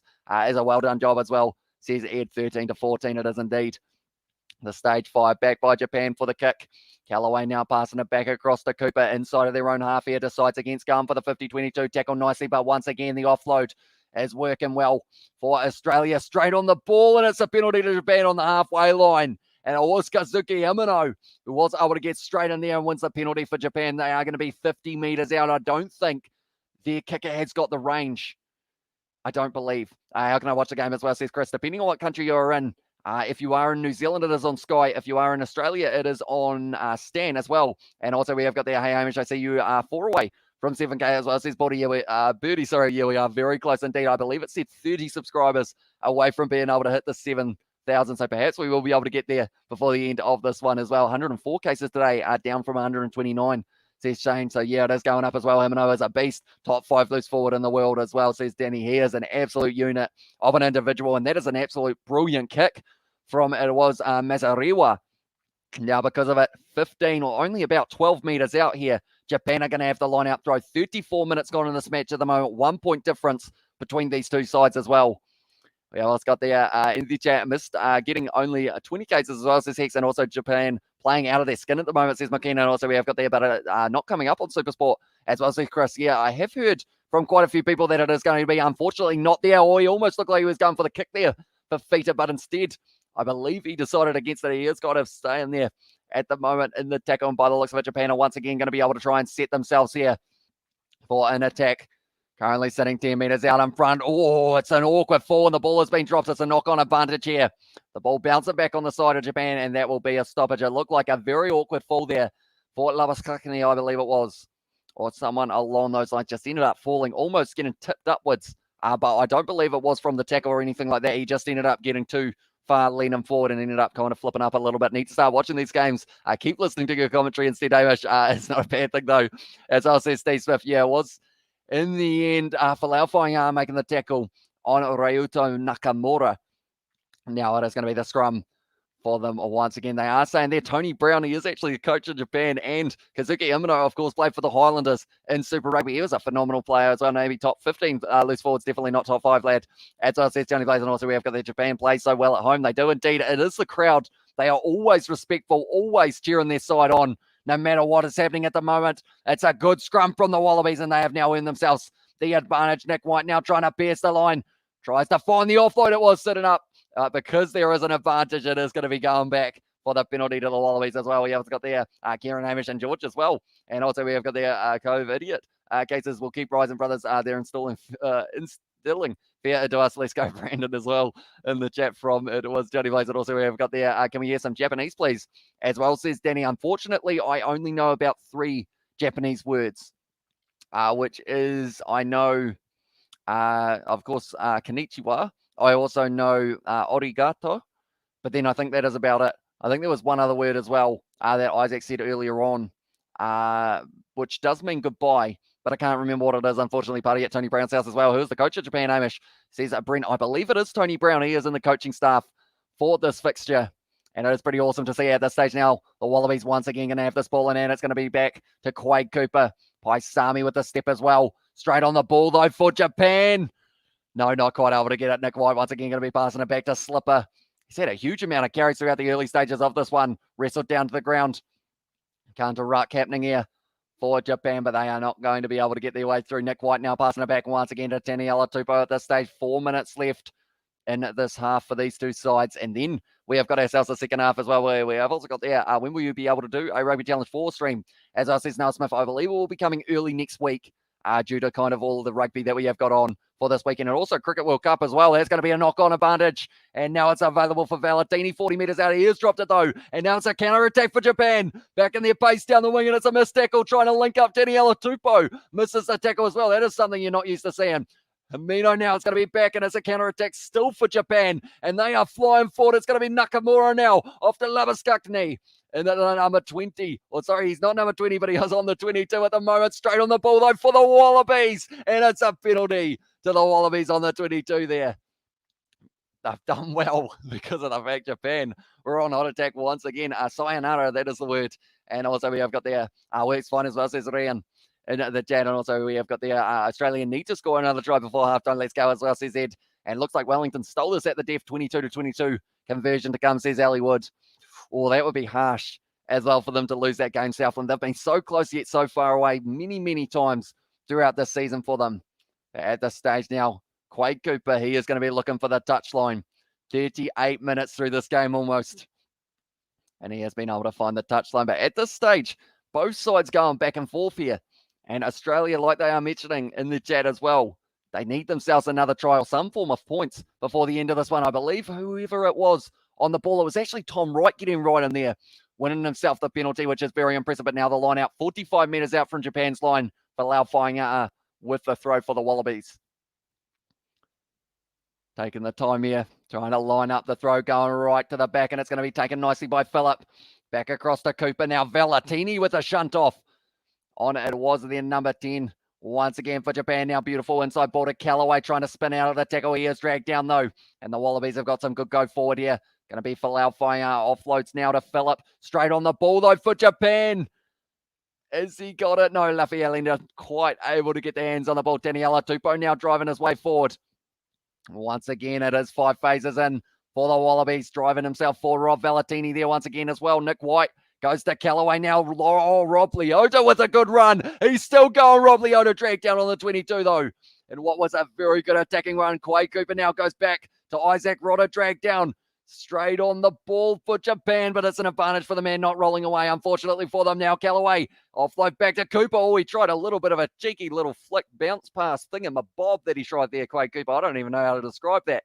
Bounce pass round the back, offload thing was what Quade Cooper was going for there, but they are going back now for the penalty. Solid D Japan as well, says McKinnon. Also have to dash. Have a liquor evening, Amish, as well, says Bertie V. We will see you later, mate. And also, your stream is slow. I'm like 30 seconds ahead of you, says Danny Lewis. Yeah, because I am watching it on Sky Go rather than on Sky, it does have just that little bit more of, a little bit more of a delay, which is why you probably can see things happening just a little bit earlier than I get to see them. As well, Japan are grinding, man, as well, says McKinnon. And also, we have got their Wallabies need to wake up so sloppy as well, says interest there. And that was rubbish. Australia holding on as well, says Eli Starts. And also, we have got their cheers, cheers, Booty V, I should say as well. I'll let Quade Cooper off with that one as well. It looks like there's an injury at the moment for Japan.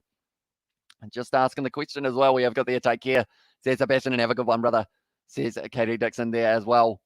The stage just a little bit of an injury. There are only a few seconds left in this half. What do the Wallabies do from here? I believe it is going to be Quade Cooper taking on the shot, which will give them just that little bit more of a lead by 4 points in the end going into the second half, which isn't a huge amount, but the Wallabies, they will be happy enough with the fact that they have been able to keep that lead throughout that whole half. Japan have been fighting hard in this one. It looks like, unfortunately, it is going to be the end of the night or the end of the day, I guess, because we are in Japan at the moment. How's things in Waimea as well? Says Danny Lewis, they're quiet. They're always quiet here. Although I am you're at the stadium at the moment.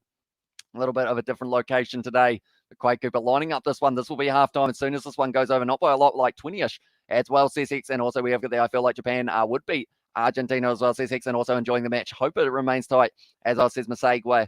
Masagwa, hopefully I pronounced that correctly, although you did say what your first name was, but I can't quite remember what it was, unfortunately. Sorry, mate. And cheers, Hamish. Hey, everyone, let's go Japan as well. Tesla, welcome back, mate. It's great to see you here. And Japan's attacking a rugby, mind-boggling as well. And also Japan tackling is very solid. Tackling technique is superb, says Interest in Church Tesla. Haven't seen you in ages as well, says Smithy Toiler. That one has gone over from Quade Cooper. So going into halftime at this stage, 17 points to Australia, 13 to Japan. Japan scoring their first try in the first half up against Australia since 1987. They have been able to get themselves Michael. That is the one as well. And also we have got their long time no see mate as well. Says a bash in there, and also watch out, Japan will come out firing, and also Japan might beat South Africa at the moment as well, says McKenna. But at this stage, looking through the other fixtures that Japan have got themselves, they have got a few good fixtures coming up. They don't play Argentina, sadly, because I know that is a match that quite a few people were interested in, but they do have this game up against Australia. Then Ireland versus Japan in a couple of weeks' time. Portugal versus Japan. That is going to be in Spain, I believe that match is going to be taking place, and then it is going to be Scotland taking on Japan. And what is a match that really is hard to predict because of the fact that it could go either way due to the fact that Scotland are a very capable side. They've also got some young and up-and-comers, although they will not have Duan Funamurva, I don't believe, for those games as well, which will be a bit of a hit. But for Australia as well, while we are at it, they have got their first game up against Japan. They actually get to play Scotland next week, or sorry, not next week, the week after, as part of the November internationals. Then England, then Wales. They have got a tough finish to a Northern Hemisphere one as well. We have got there in the chat a little bit earlier on, we have got there about rate both teams' performance in the first half as well. I would give Japan a solid, what are we going out of 10, I assume? I would say, I'm going to say Australia about a 6. They were decent throughout that half at times. Their breakdown was very solid at times as well, but it was just the case they weren't quite able to get it going for too many more tries than just the 2. But I would say Japan are probably sitting around that 6 or 7 as well for that first half as well. We have got Hurry has said hi as well. Welcome into the live stream, mate. It is great to see you here for this live stream at this stage. Best player performance from both teams as well, says Ed. I would say for Japan, Japan, I would actually say probably Rikia Matsuda, because of the fact that he was involved in that cross kick, and also he has actually been getting into the breakdowns. He is the number 10. He's been doing very decently throughout the stage, but also Masariwa in the number 15 jersey been doing decently for this one as well. For Australia, though, I would say Michael Hooper's probably a decent shout, but also Tom Wright's been everywhere in the early stages of this one as well. We have got their Hamish as well, says Victor. It's T20 same time as All Blacks game as well, says Victor. Luckily, it is not. The All Blacks are going to be playing at 8:30 a.m. on Sunday, and then it is also going to be in the situation of 11 p.m. is the game tonight. And that is going to be between the Australians and South Africa as well. There are 3 channels, including you, that are covering commentary. You're the way, or you are way out in terms of commentary as well, says Des. It's in for the timing, Des, or is in just in general? We've got the Japan home field.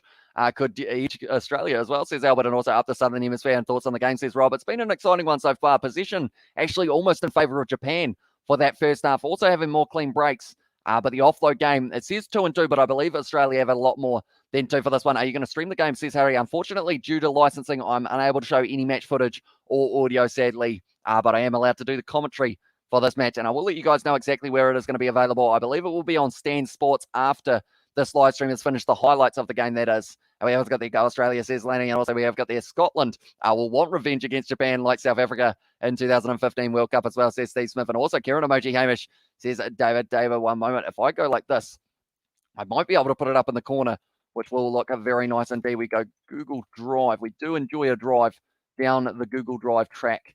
And at this stage, hopefully it will behave itself while we are waiting for the second half to get back underway.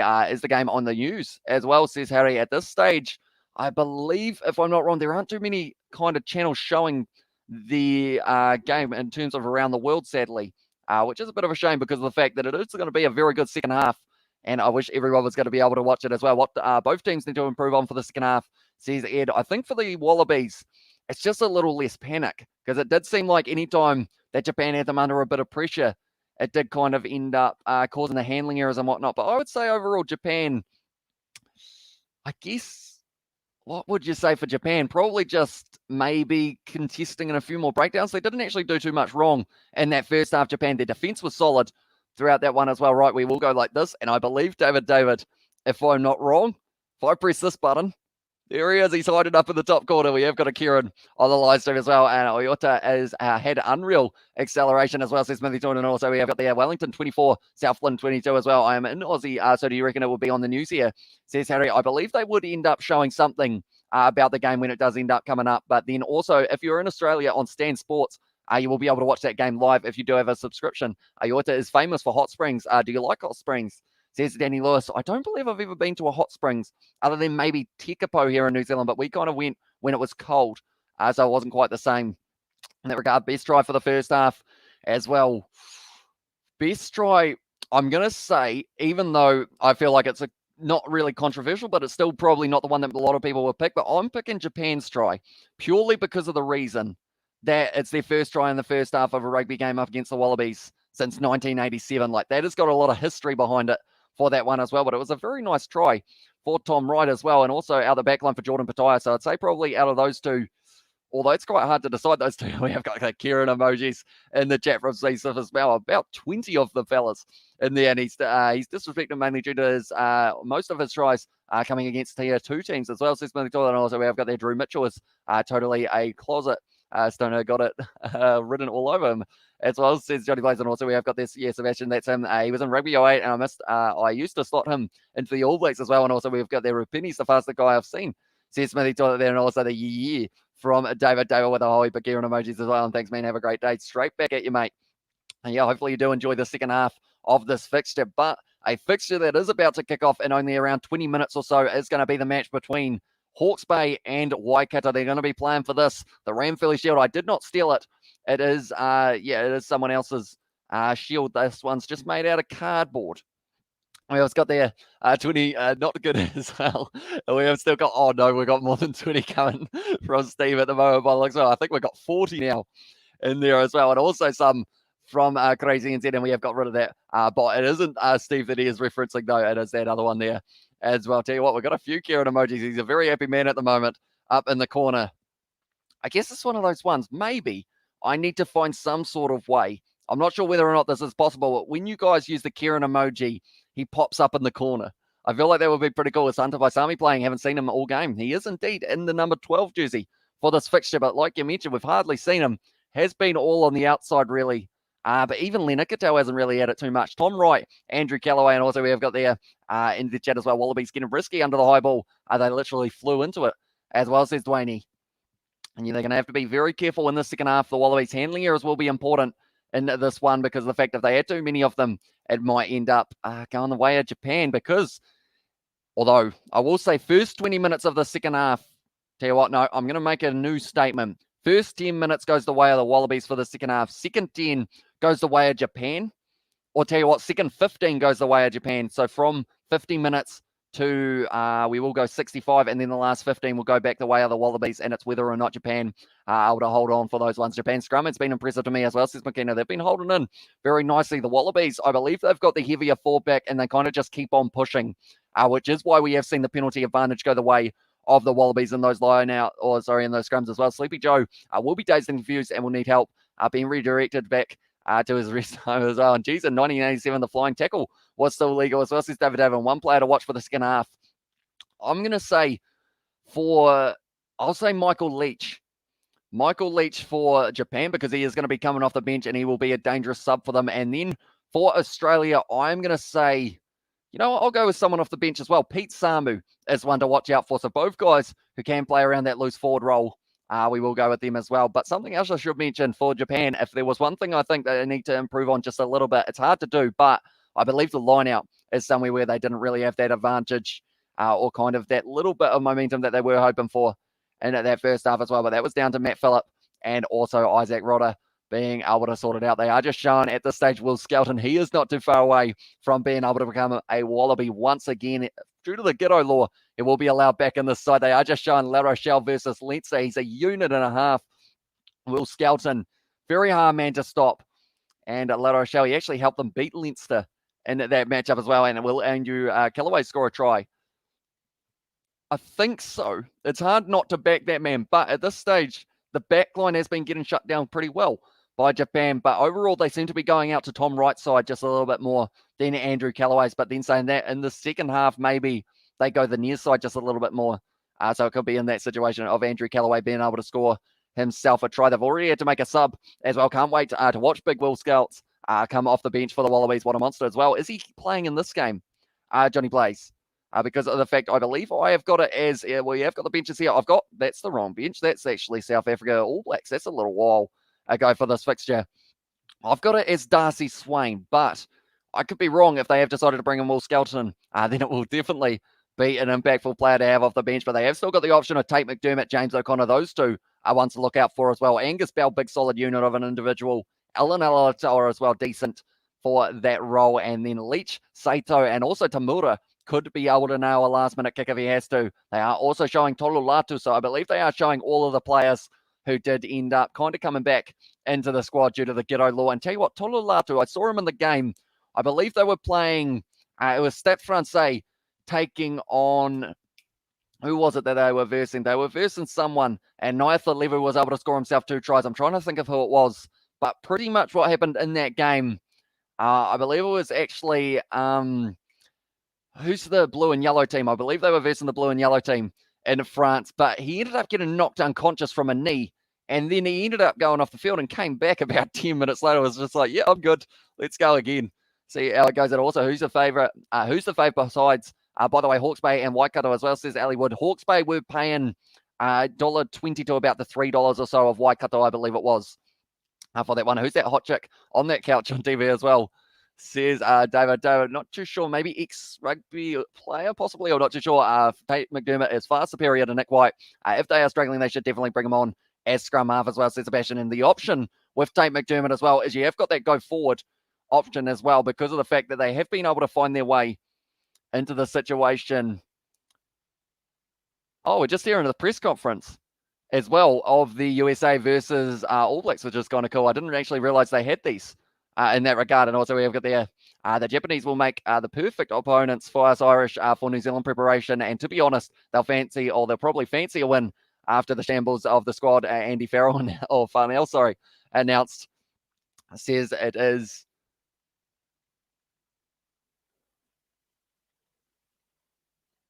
I feel like that guy just said something that I should know what it said. What have we got here?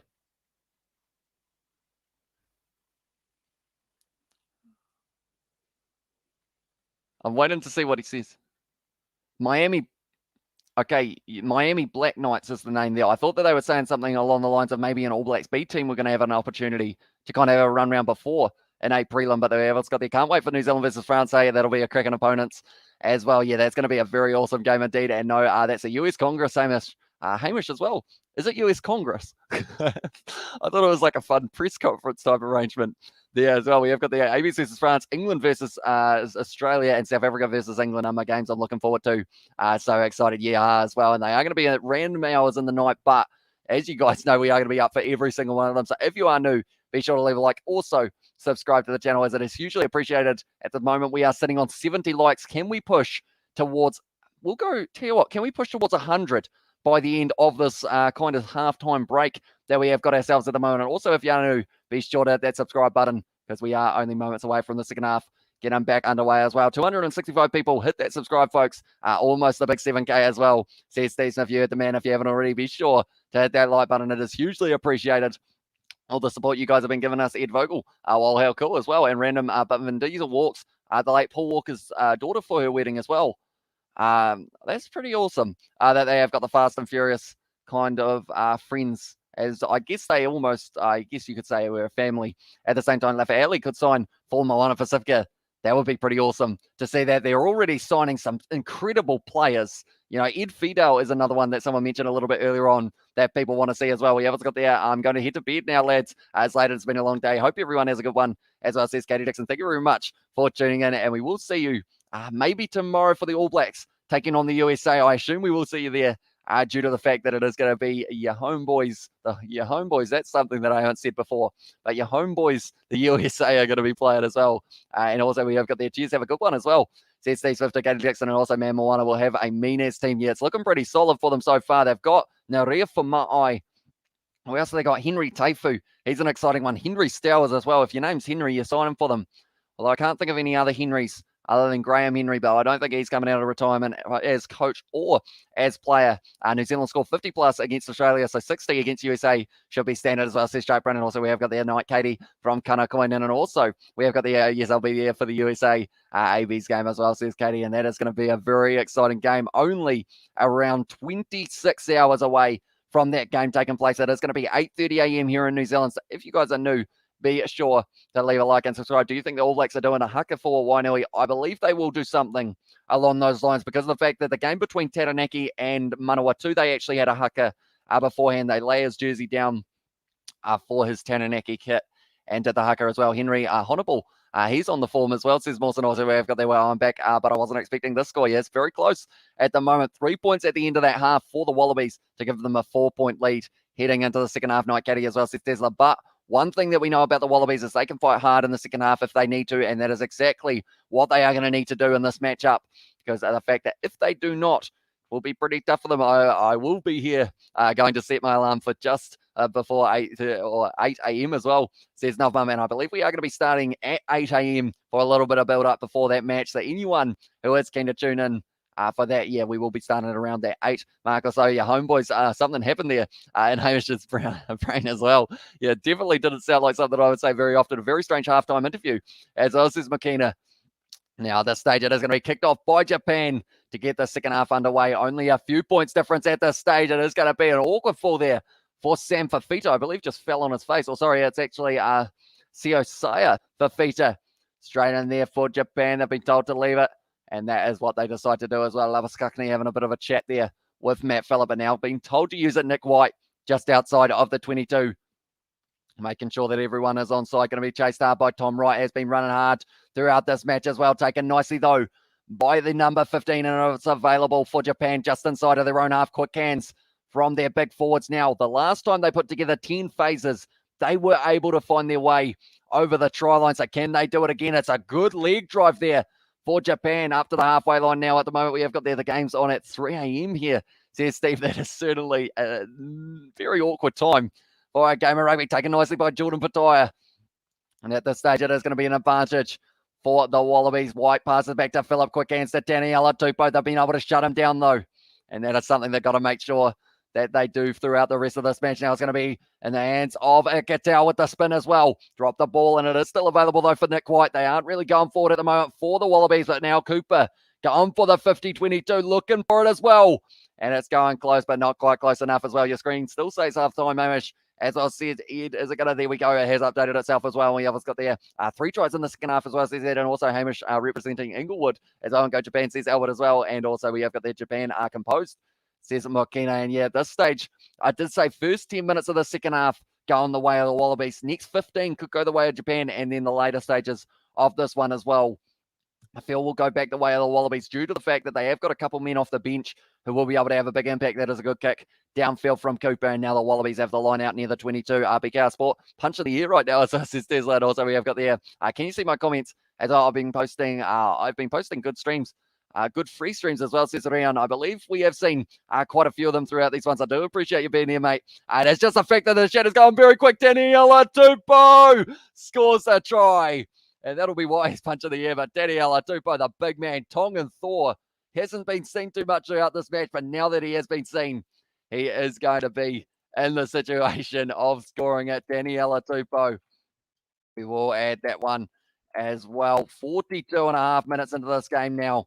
And the Wallabies are able to get themselves their first try of the second half. Good inside ball from Palau Fire. And you just can't stop.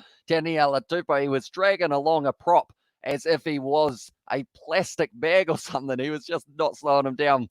And Daniela Tupou scores himself the try there. That gives the Wallabies just a little bit more of a lead there as well. Try from Steve Swift. 3 a.m. is normal time for you, Hamish. No, awkward time there for you as well, says Steve. So, yeah, I guess that's almost my lunchtime or somewhere around there. I guess tea time at 3 a.m. due to the fact that we are on a different kind of time zone, I guess you could say, just with the way that we have been doing middle of the night live streams. Japan comeback as well, says Hex, and also Tupou try props. Tries are quite something as well. They certainly are when he is flying down the wing. Daniela Tupou, he should be a winger, says Makina there as well. And we have got there. Okay, it's on Hamish. I have to go for Japan now as well in the chat a little bit earlier on. And also Tupou, says Ed Vogel. It was a very good try down the wing for the Wallabies. So they have started the second half exactly how they would have wanted to, scoring an early try, putting the pressure on Japan, and now it is going to be a kicking opportunity for Quade Cooper close to the touchline. He's been cool, calm, and collected. Hasn't missed a kick yet today. Don't believe he will be wanting to start it now, but 44 minutes into this game at the moment, and Quade Cooper will be lining it up.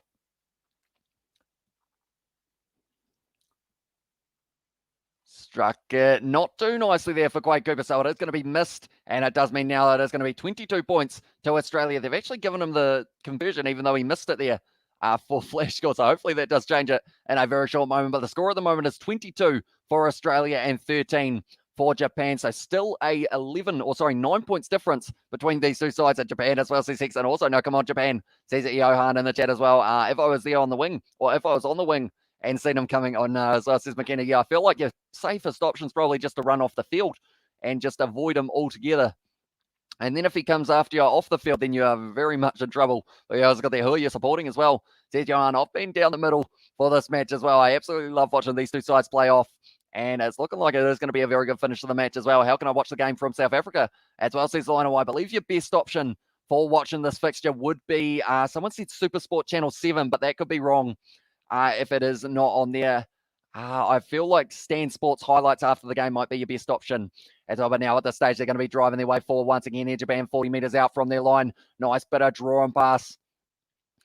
Now it will be their number 6 for this one, Ben Gunter. Getting dragged down Labuschagne once again. Getting the carry forward, and it's a penalty to Australia. And now at this stage, more than likely with the 9-point difference, will they go for the 3 or do you go for the corner and keep the pressure on? I feel like they'll go for the corner here for Australia. And also we have got their Pataya under the high ball is cleaner than my room. So this is 20, probably the same for me here, mate.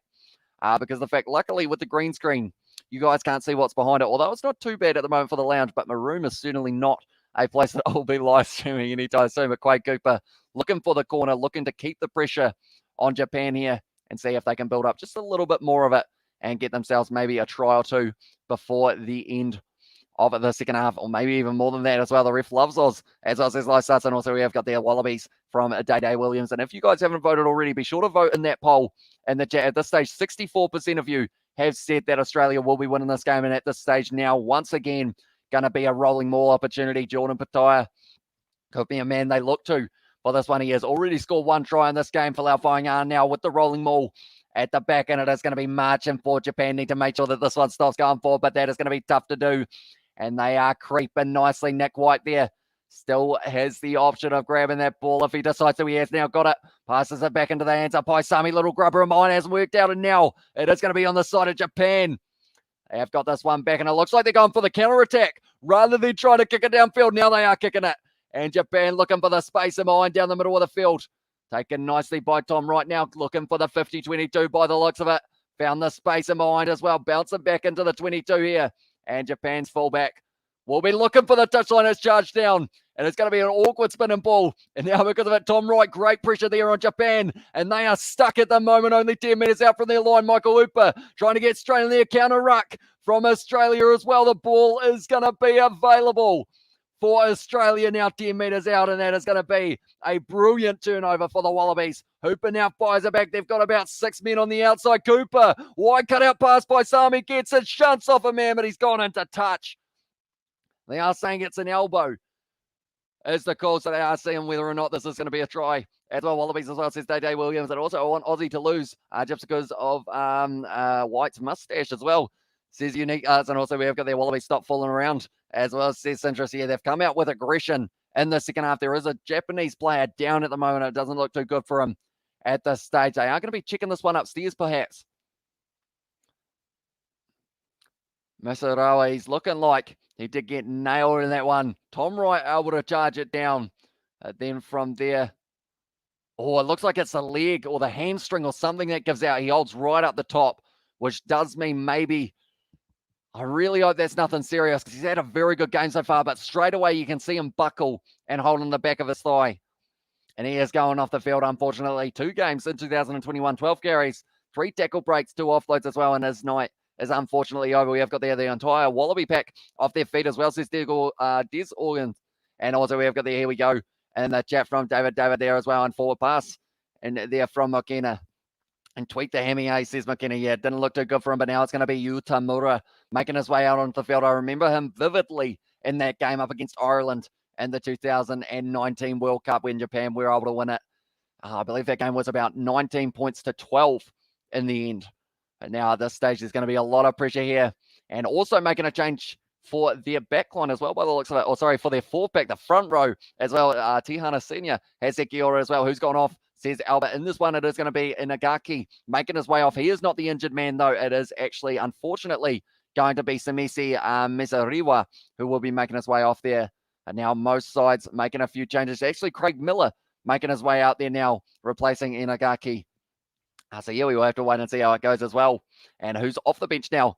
Says Ed, we will quickly go like this, and we will go like this as well. It seems like they're making quite a few changes. Is that Saito also making his way out there for Japan? Seems like they're making quite a few of their changes all at once here. So you have to wonder whether or not fatigue will play a factor in the later stages for the Brave Blossoms here. At the moment, I absolutely love listening to the round of applause. They are making another sub now, and I believe that is going to be it's going to be Ben Gunter coming off the field, and that's going to be Tukunaga making his way out there as well, who isn't actually, he's not actually on the team sheet. Originally, that's instead of Michael Leach.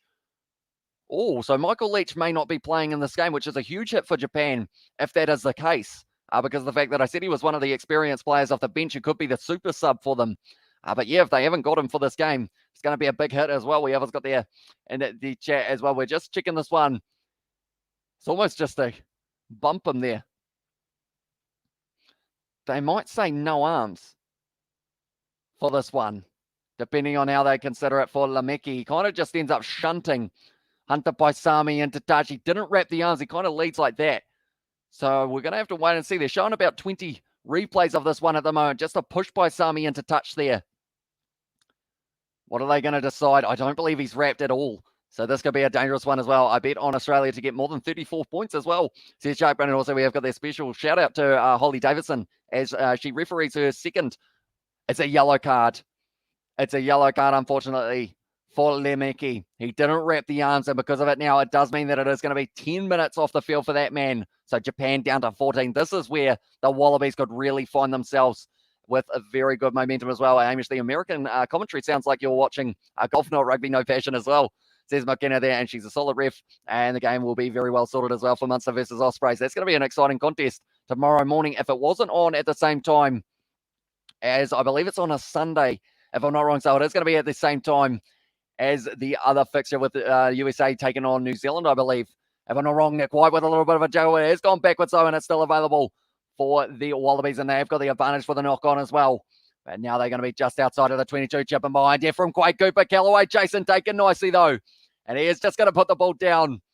And he is going back for the penalty now. The referee, someone in the chat who can watch the stream for us on Discord as well, says Rudolph. And also we have got there Sayonara Japan as well, says interest. And also Holly Davidson got put on the block post game. O'Mahony went first. Conor Murray did last as well, says Johnny Blaze. But now at this stage, they're going for the corner once again for the Wallabies. They've decided that the rolling maul could be the way that gets them the fourth try of this fixture. So far, 3 for themselves. It was Jordan Pataya, Taniela Tupou, and then also the try early on in the game for Tom Wright as well. Shout out, bro. Olme Big House Sport scorecards at the moment is 13-24 as well, says WW. And yeah, at this stage, I believe it is the case of, okay, now it has changed itself back. It was pretty much for flash score, decided that it was going to be a little bit wrong. And also we have got there, in there, I would, at 20, or at Rudolph, says, but I don't know how to do that all as well. But now at this stage, it is going to be Kazuki Himano tackled by Australia. Looked like might have been a little bit high there, but now at this stage, this kick's going high from Tamura. Going to be available once again, running onto it. Callaway almost leading with the foot, similar to the Geordie Barrett, except he did not make contact with Marika Korombeti's face. Now at this stage, Taniela Tupou once again getting the legs driving, trying to strip the ball was one of the Japanese players there in the full pack. Still available, Nick White goes back to Cooper. Now Hooper has got that ball and straight on it. It's almost available for Japan, but once again, not quite able to get it. Mean sorry as well. Says in the chat from kind of going in. And also, where can we watch in South Africa? I believe there aren't actually many options in South Africa due to the fact that it isn't on SuperSport or DSTV, I believe. At this stage, yes, they have got the advantage once again, close to the touchline. Jordan Pataya looking for the offload, decides against it in the end. And now going short side, Lena Cattell with a beautiful step. Nick White now with the chip in mind. And he's got the pace as well, or does he? It's going to be sitting up for Nick White. Only 2 meters short of the line now. And the Wallabies, once again, Daniela Tupou. Wide cut out pass there, trying to get it back. And it's just going to be drawn past. They've got about 3 men on the outside. Philel Fire gives it off to Leota. And Rob Leota scores a try, and it's another try to the Wallabies now as well. Now, at this stage, we will add that one to the try scorers list. Rob Leota, it was just the case of about 7 on 2 out wide for the Wallabies. They weren't quite able to get it out the back line for a start, but then it just kept on going, kept on passing it as well. They had the advantage. Beautiful offload there on the ground from Jordan Pataya. And then Lena Cattell decided to go for it short side and then found the offload to Nick White. Tried to get the chip and chase going. Wasn't quite able to find his way over the try line, but then from there was just a back line, and they had that many players out on the outside. The Wallabies, someone was getting over there, and then it was Rob Leota just too strong to get pushed into touch as well. We have got their game over Japan as well, says Mawson. Also, we the South, says Dwayne in the try from Steve Smith as well in the chat, and also one female as well, says Johnny Blaze there. And also we have got there, what does that mean, Johnny, as well? Says going to go in, and also does a yellow card come with a penalty? It did indeed. So that means that at this stage, they are still going to be down to 14 men for the next 7.5 minutes for Japan, and now they are 14 points behind with a kick to come as well for Quade Cooper. We have got the good try, says McKinney. A very nice drawn pass in the end. Palau Fainga'a, he decided to pass it on the outside to Leota rather than backing himself, which is a very smart play into that situation. What has Japan done since the World Cup, says Shark Brain? I believe they've only had 2 fixtures. First one up against the British and Irish Lions, and then the second up against Ireland.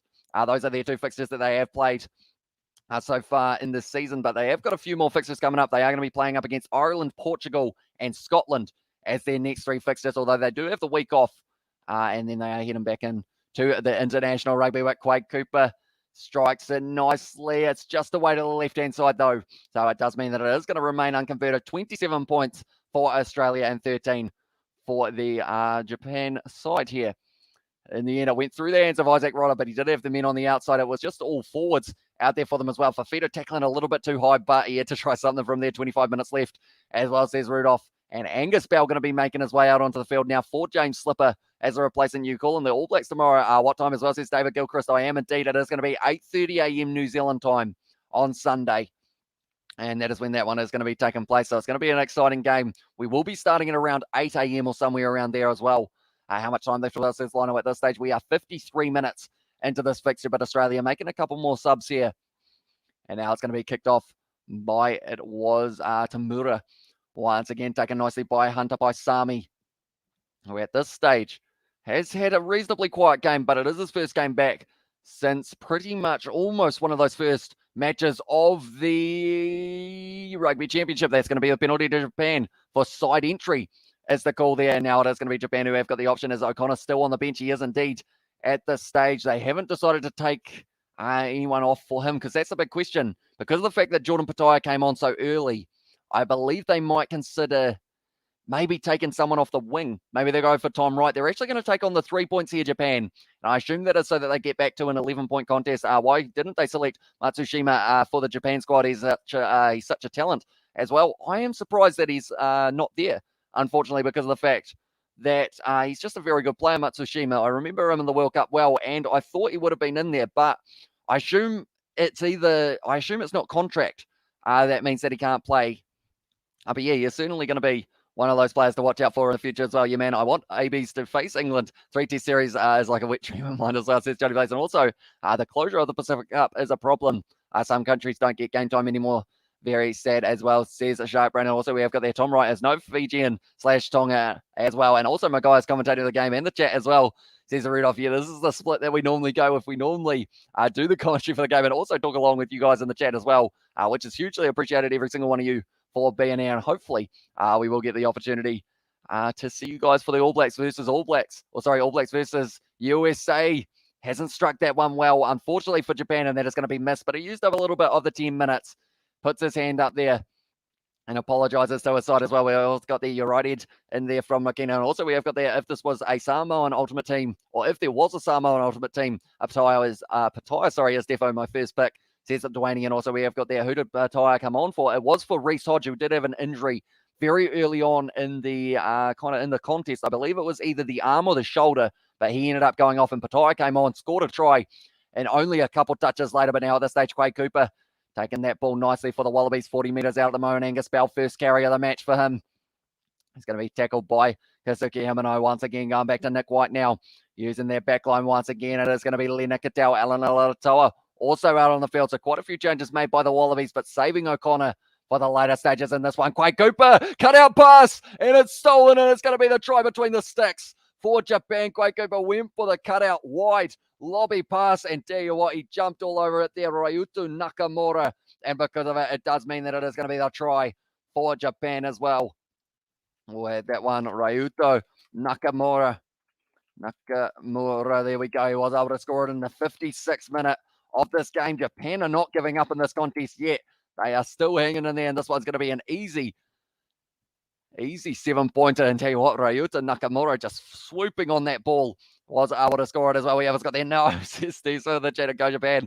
Says Albert, and Japan used to have a good goal kicker as well. Says Shark Brandon also has the game on Sky Sport. It is indeed Sky Sport 4 here in New Zealand is the one that you will be going with for that match. On Sky Sport 1, it is the Ramphele Shield contest between Hawke's Bay, and also they are going to be playing up against Waikato, which will be a very good match as well. Aussies getting smashed there as well, says username. And also we have got there, well done, Japan. And all due respects to Ireland, we don't have any bones to pick with them. We're after the Pommy good shoes as well. And another interception, what says Dwayne, will be throwbacks to the Rugby Championship because of that. Yeah, there were a few up against Australia as well. I don't know over yet, boys and girls as well. Says interesting. At this stage now, that one's gone over, and Japan are going to be sitting on 20 points now to the 27 of Australia. And at this stage, the commentators are saying maybe it was part of the plan to miss the kick to put them in position for the 7, but I'm sure that wasn't how they were thinking of it at the time, Japan. But now it's going to be Kazuki Himano just inside of the 22 at the moment here for Japan, and they are going to be kicking this one for the touchline. No, instead just going to be putting it high, and Fafita looking to chase it. He's almost taken it back. Quade Cooper doing very nicely under the high ball, breaking the line as well now, Quade Cooper. And at this stage, 1 minute 30 left in this match for the yellow card, for this one. 308 people hit that subscribe button as well. Says Steve, if you hit the man, if you haven't already, be sure to hit that subscribe button. Michael Hooper now trying to go down the wing, and it's going to be a penalty there. Or sorry, it was in touch. So because of it now, I believe, is it going to be in touch? Paul Williams. Okay, so something that's happened there is Michael Hooper was close to the touchline. The referee on the touchline said that it was out, and now it is going to be the scrum feed for the Wallabies, I believe, and it is going to be subs as well. There is another line on the field, so maybe that confused the touch judge, but that was an interesting moment as well. As James O'Connor on yet? Not yet by the looks of it, but now they are bringing on Dylan Riley, Australian-born, I believe someone said a little bit earlier on. Please push the like button as well in the chat from David. And yeah, if you guys are enjoying, be sure to leave a like, also subscribe. And if you do enjoy a rugby podcast, be sure to check out the pinned comment as well, where we talk all things international rugby, including this game. And it's going to be a very interesting one. We are currently 14 subscribers away from the 7,000. So if you haven't already, please do hit that subscribe button. We have got there. Quade having a go as well. He's doing very nicely so far and at this one. But now at this stage, Japan holding on very nicely for the scrum, and they're pushing hard as well. It's popping up in the front row, and it's a penalty to Japan. And at this stage, the Wallabies perhaps trying to push towards getting that penalty. And Japan, they are fired up at the moment. The Brave Blossoms, the crowd are applauding. They are enjoying it. And now at this stage, we are going to have to wait and see how it goes as well. We have got there. I live in South Africa. This game is not live as well. What a shame. As they in South Africa show New Zealand Club Rugby. I don't want to watch New Zealand Club Rugby as well. Says it Norman. Yeah, the Ramphele Shield at the moment is on the line between Hawke's Bay and Waikato, which I believe is also being shown in New Zealand on a different channel for us. But they have actually got in the situation of they needed to show this game in South Africa by the sounds of it as well. We have got the 100 likes so far, says Paddy Wagon. So we have been able to hit it as well. I want to watch from South Africa, but it's not on any of our channels as well, says Griffey. So hopefully they do end up showing the highlights on YouTube, on Stan Sports YouTube channel, I believe it will be after the match. and maybe they show some sort of replay on YouTube. Normally, it's about 24 hours after that someone uploads the full match as well. With Japan putting up a fight. Says Rudolph, they are indeed. It's going to be a closely contested few last moments by the looks of it, but there is still 20 minutes to go. So we'll have to wait and see how it does go. But at this stage now, it is going to be Japan with the line-out throw taken nicely, and they've been able to retain it as well now, using their backline in the midfield. I'm feeling like Nakamura may feel like he can get himself another at this stage. Himano trying to run it forward for Japan, and at this stage they have got plenty of men and support, and they're using their backline as well here, Japan. We've got the draw and pass on the outside now for them. Looking for the offload on the inside, not quite able to find it though, and it was going to be the number 2 drag down. It's an advantage to Japan as well, and they have got the penalty. What do they do now? Because of the fact that this could give them within 7 if he can kick this one over field position as well. They're on the 22 at the moment, and also we have got their What's a Lifetime, says Salah for days. For myself, I am up to 60 minutes through this game as well. Supersport dropped the ball by not showing this game in South Africa. They did indeed, because I know that a lot of people would have been wanting to see this matchup. How to watch live as well, says AJ. Depending on what country you are in, it depends. But in Australia, it's Stan Sport. In New Zealand, it's Sky Sport. And at this stage, Japan are kicking it for the corner as well. And subscribe from David. Also, we have got the awesome match, great commentary, Hamish as well, says Courtney. Thank you very much. Hugely appreciated you guys all being here for this one. Japan at this stage, they are not giving up. 5-meter line out now for them. And Michael Letch at this stage, he is on the sideline. He was supposed to be off the bench for this match, but unfortunately for him, he did end up missing out on the selection. We have got their Wobblies about to choke as well, says David. I feel like they've still got the fight in them, but now Japan back to the 15 men as well. And also we have got their Tired Pumas and one decent win against the Box as well. Says it is Des Organ, but now at this stage taken nicely there in the rolling maul for Japan. Entering through the side there for Pete Samu, I would have thought. But he has got straight on the ball. I believe they have said, and more than likely this will become a scrum feed for the Wallabies. It does indeed. And at this stage, the crowd would get him well and truly behind them.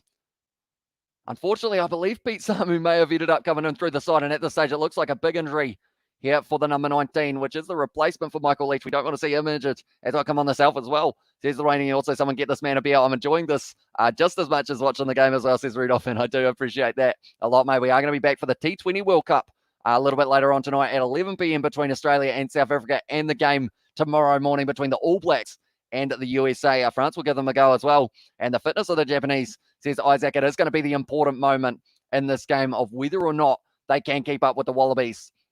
As in my earlier prediction for the second half, I said the first 10 minutes would go the way of Australia. The second 15 of that half would go the way, or the kind of next 15 would go the way of Japan, but that only gives them until 65, and then I said the Wallabies would be able to take that momentum back. So we'll have to wait and see how it goes. Once again, they are trying to get themselves a penalty here for the Wallabies. Holding strong in the scrum was Japan, and Nick White kicks that one downfield towards the touchline, thinking about taking the quick throw, decides against it, and it is going to be 45 meters out. Nick White not too happy with where they have put the one on the touchline, but we have the Cooper missed 2 goals. It's heartbreaking as well, says Ed Vogan. Also, we have got there a little bit earlier on, and so glad I found you. You're better than the professional commentators as well, says Griffiths. Thank you very much, mate. Hugely appreciated. We have been covering many competitions all around the world, whether it's international fixtures that are taking place in November, whether it is the Cricket World Cup, or also we do a bit of the top 14, Gallagher Premiership, United Rugby Championship, Bunnings NPC, you name it. We are covering it on the channel as well. So yeah, if you are new, be sure to hit that subscribe button, as it is hugely appreciated. And at this stage, while we are waiting for a couple more subs being made, I believe it is Saito making his way out there. And at this stage, once again, it will be an important throw. Nick White off the field as well. Tate McDermott getting the opportunity. Was it straight enough? Yes, it was. Is the call. And now at this stage, Japan going to be just inside of the half of the Wallabies. Once again, looking to the short side. Saito now trying to link up with a few of the newer players on the field. Inside ball, and it's loose as well. It's going to be Darcy Swain who was able to regather it for them. And now at this stage, a lot of pressure on Quay Cooper. Drop ball by Andrew Callaway. And now he's under pressure as well, trying to pierce the gap. At this stage, Japan able to shut them down just on the 22. McDermott fires it back to Quay Cooper. Not allowed to kick this one into touch. Going straight into the hands there of the Japan number 23. Only just out on the field as well. Running straight at Lena Cattell. And it was Dylan Riley who did have the carry. Now once again using that back line here. Japan trying to pierce through.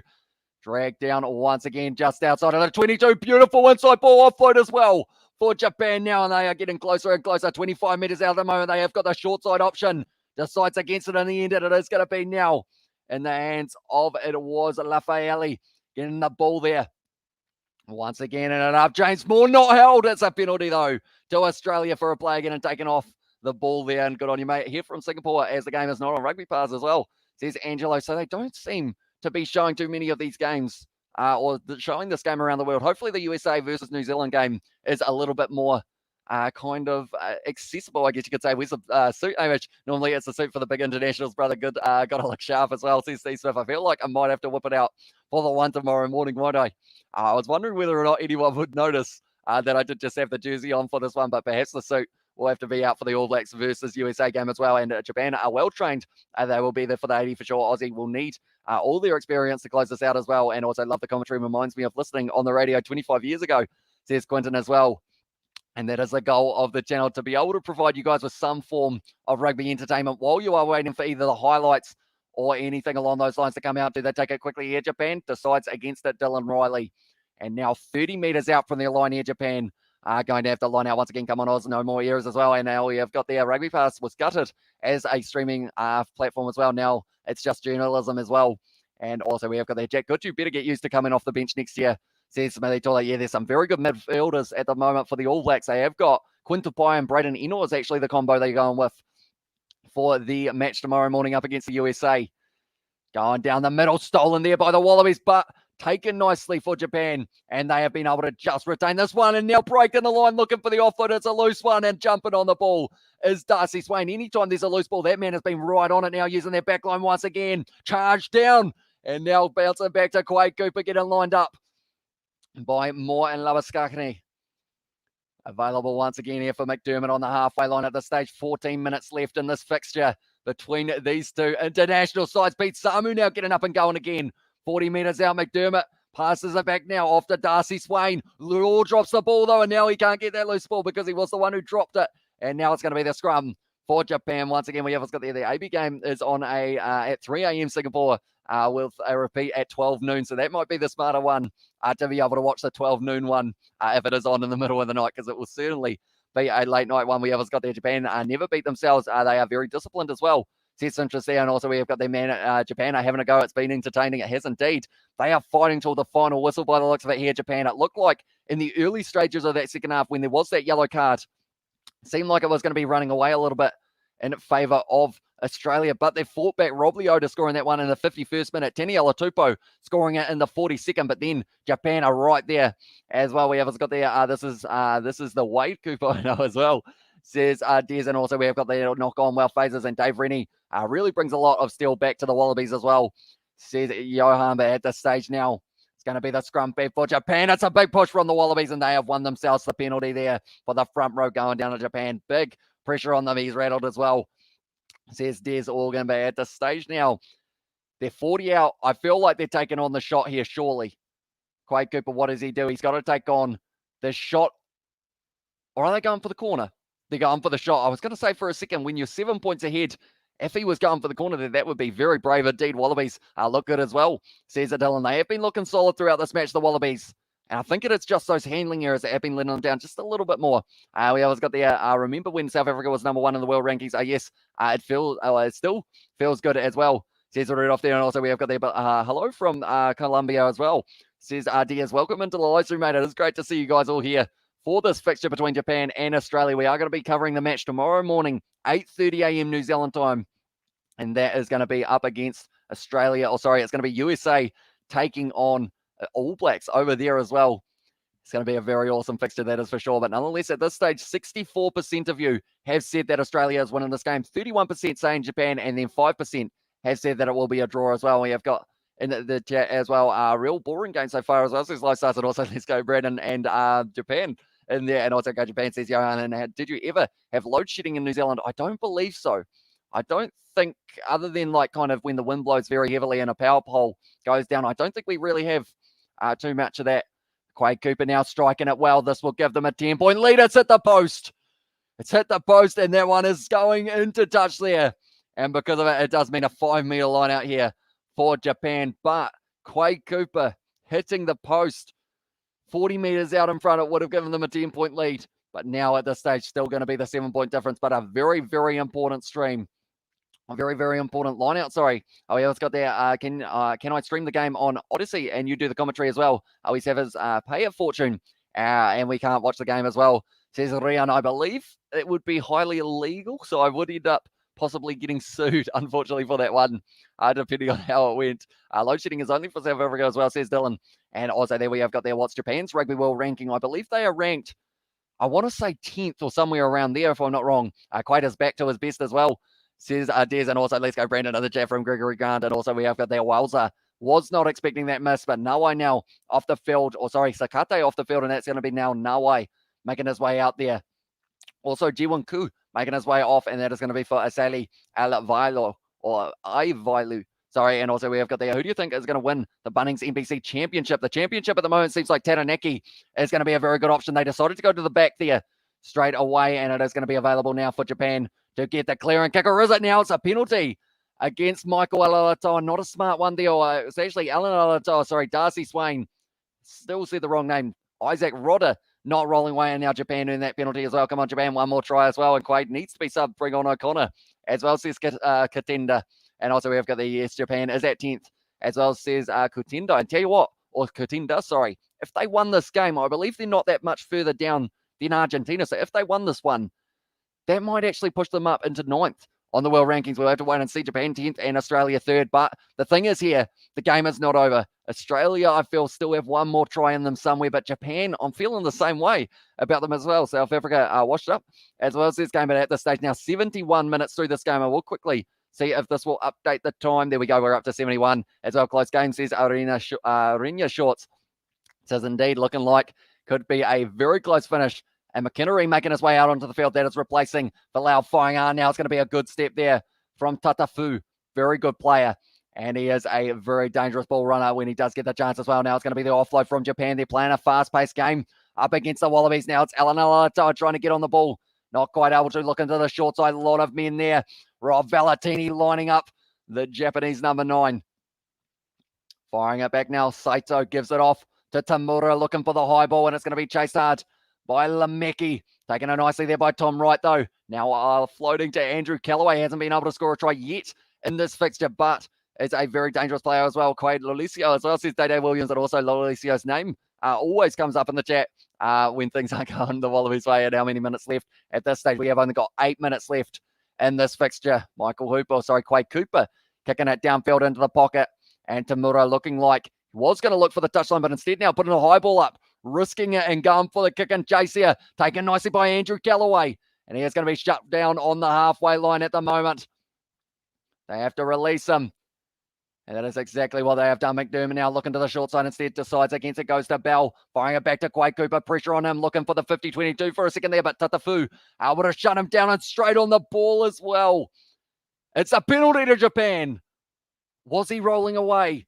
Did the player roll away there for Japan? Whether or not he did, they have given the penalty there. Miller was the man who was still lying on the ground, I believe, but they will have a look at this one. Perhaps Japan, let's go as well in the chat from MMT, and also exactly Johnny, get him off.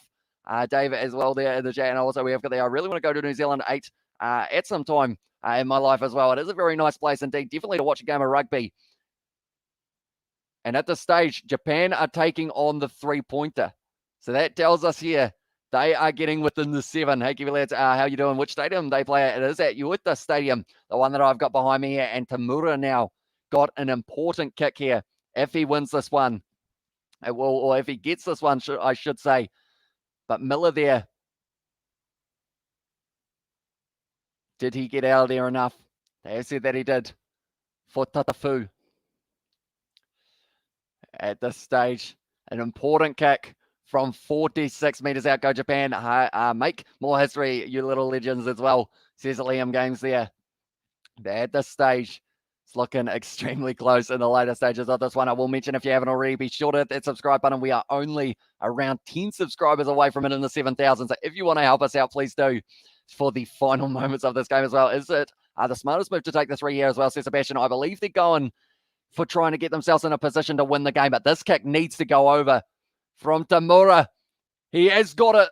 So now because of it, it is going to be 23 to Japan and 27 to Australia. So now from here, they can win the game even with an unconverted try, Japan. But it is the case of, are they going to get the opportunity to? Imagine watching this from the stadium nail-biting match as well. Says Ed, yeah, the crowd will be nervous throughout the later stages of this one as well.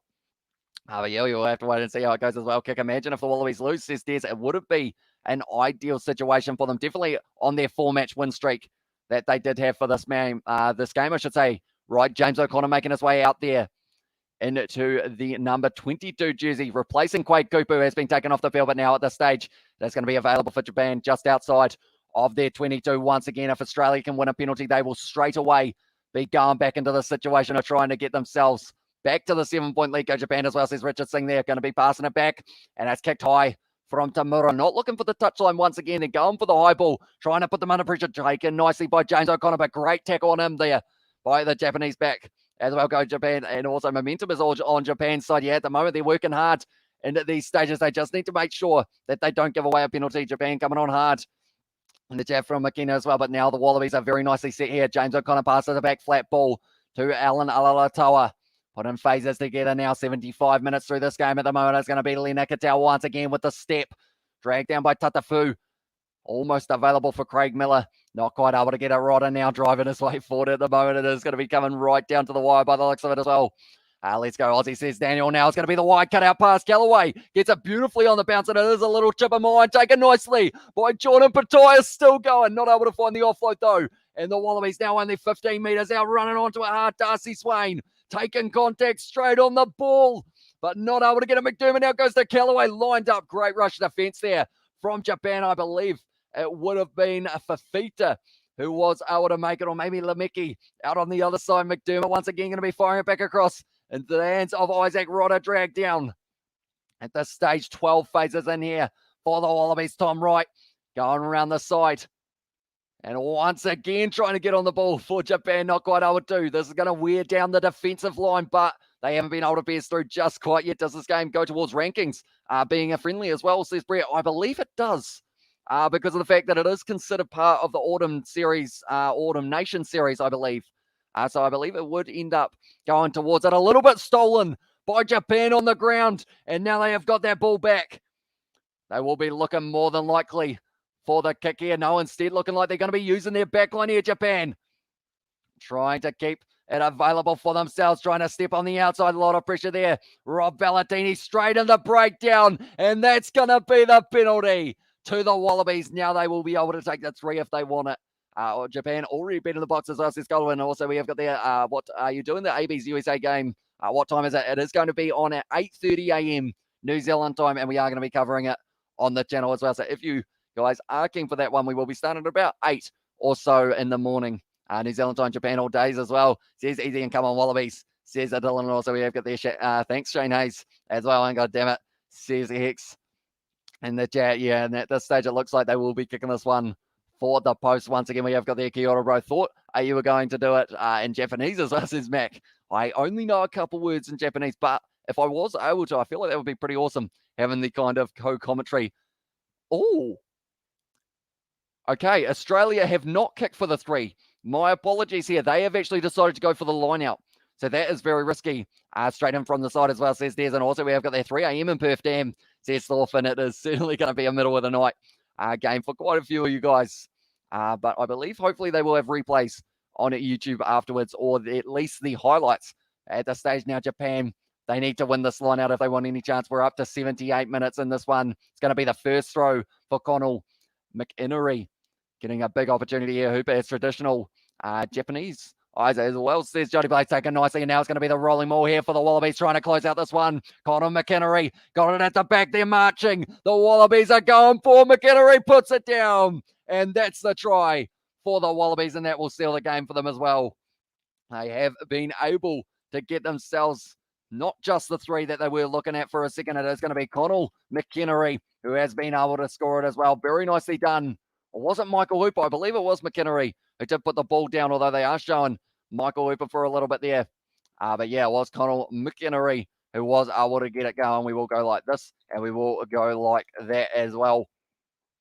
In fact, we need to spell that a little bit different. There we go. We have put it up there on the try scorers list, and that is going to be possibly the last try of this match as well. We have got there been here since 20 subs. Let's go Brandon as well. Says Johnny Blaze, and also we have got there in the chat as well. It's going very quick at the moment. I do appreciate every single one of you guys for being here. If you're new to the channel, be sure to hit that subscribe button, and we always got there. I appreciate you and what you do for us all as well. Stay well, as I said, Thornton. Thank you very much, mate. And we have still got another game to go tonight. It is the Cricket World Cup between South Africa and Australia as well. And then we have got the game tomorrow morning, USA taking on, it is the All Blacks as well. That's going to be a very good game. I'll be proud of that Japan as well, says Makina. They've played well throughout this match, Japan. They are going to have one more attacking opportunity perhaps at the end of this one, but they were able to score themselves 23 points so far. Is this game in Japan? It is at OITA Stadium for this one as well. We have got there Japan as a threat. They are indeed great commentary, great game. I'm a new viewer, now liked and subscribed as well, says Malcolm. Thank you very much, mate. That one is missed from James O'Connor. At this stage, 20 seconds left in this game. Come on, 7K subs. We are extremely close. That is for sure. And also we have got the great game, Samurai Spirit here. As well, says Danny. And also we have got the ref is useless, making bad calls and making critical mistakes. And also come on, 7K. Great game, says Danny Lewis. But at this stage now, Connell McInnery, first try of the international. It's going to be a knock on against Japan there. And it looks like more than likely Cornelson's going to be staying down. But Pete Samu now at this stage has been able to grab that ball. And the Wallabies, do they just kick this ball out? They are waiting for the siren. That is the siren blowing. So will they kick this ball straight into touch? I believe more than likely that will be the option here for the Wallabies. McDermott kicks it out, and that is going to be full-time.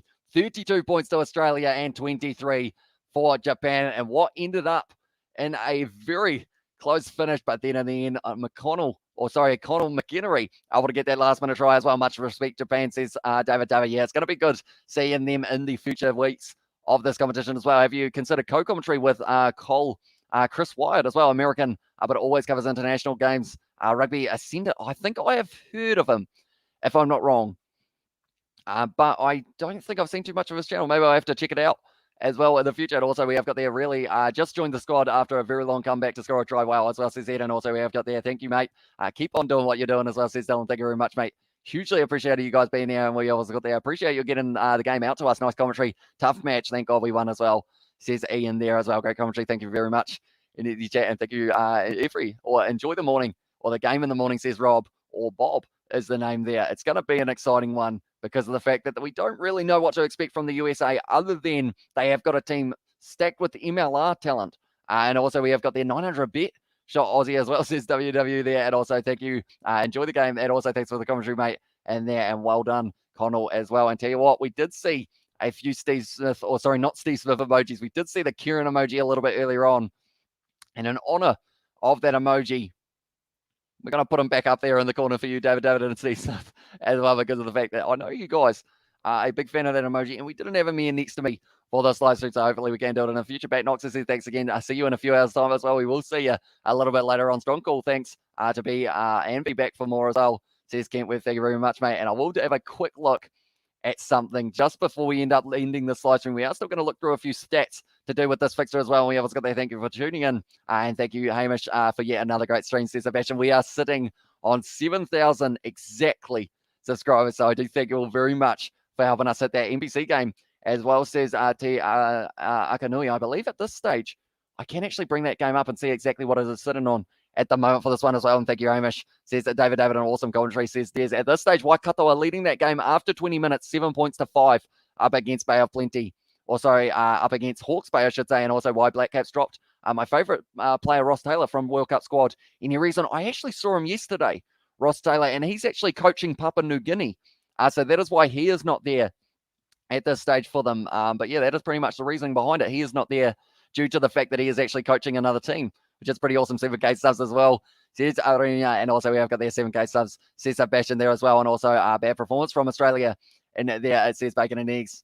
Wasn't their best one, but the best thing about this Northern Hemisphere tour is both of these sides have more games. We do get a week off for both of them. And then from there, it is going to be the next fixture that will be taking place for Australia. We'll be up against Scotland. That is going to be on the 8th of November, 3:15 a.m. New Zealand time. We are getting up for that game. Also, England versus Australia, 6:30 a.m. is going to be the time of that one. And then Wales and Australia going to be taking place on Sunday, 21st of November at 6:30. And we are going to be covering that game on the channel as well. Then looking through at Japan's fixtures, I'm looking forward to seeing what they can do. Ireland versus Japan at 2 a.m. on Sunday the 7th. Portugal versus Japan could be an interesting contest. And then Scotland versus Japan is going to be the final fixture that we do get to see as well for this matchup, or for this series, I guess I should say. Steve, it's just, no, so congratulations on the 7K subscribers. So says Steve, thank you very much, mate. Hugely appreciated all of your support and everyone's support as well. It has been absolutely incredible. You guys supporting the channel up to the 7K point.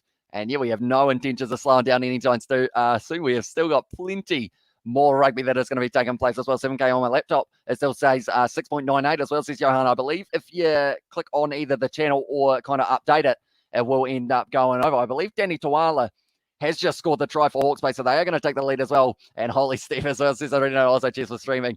Says Steve as well, no worries at all, mate. And also Japan, it's definitely looking forward to joining the Rugby Championship in 2024, no doubt.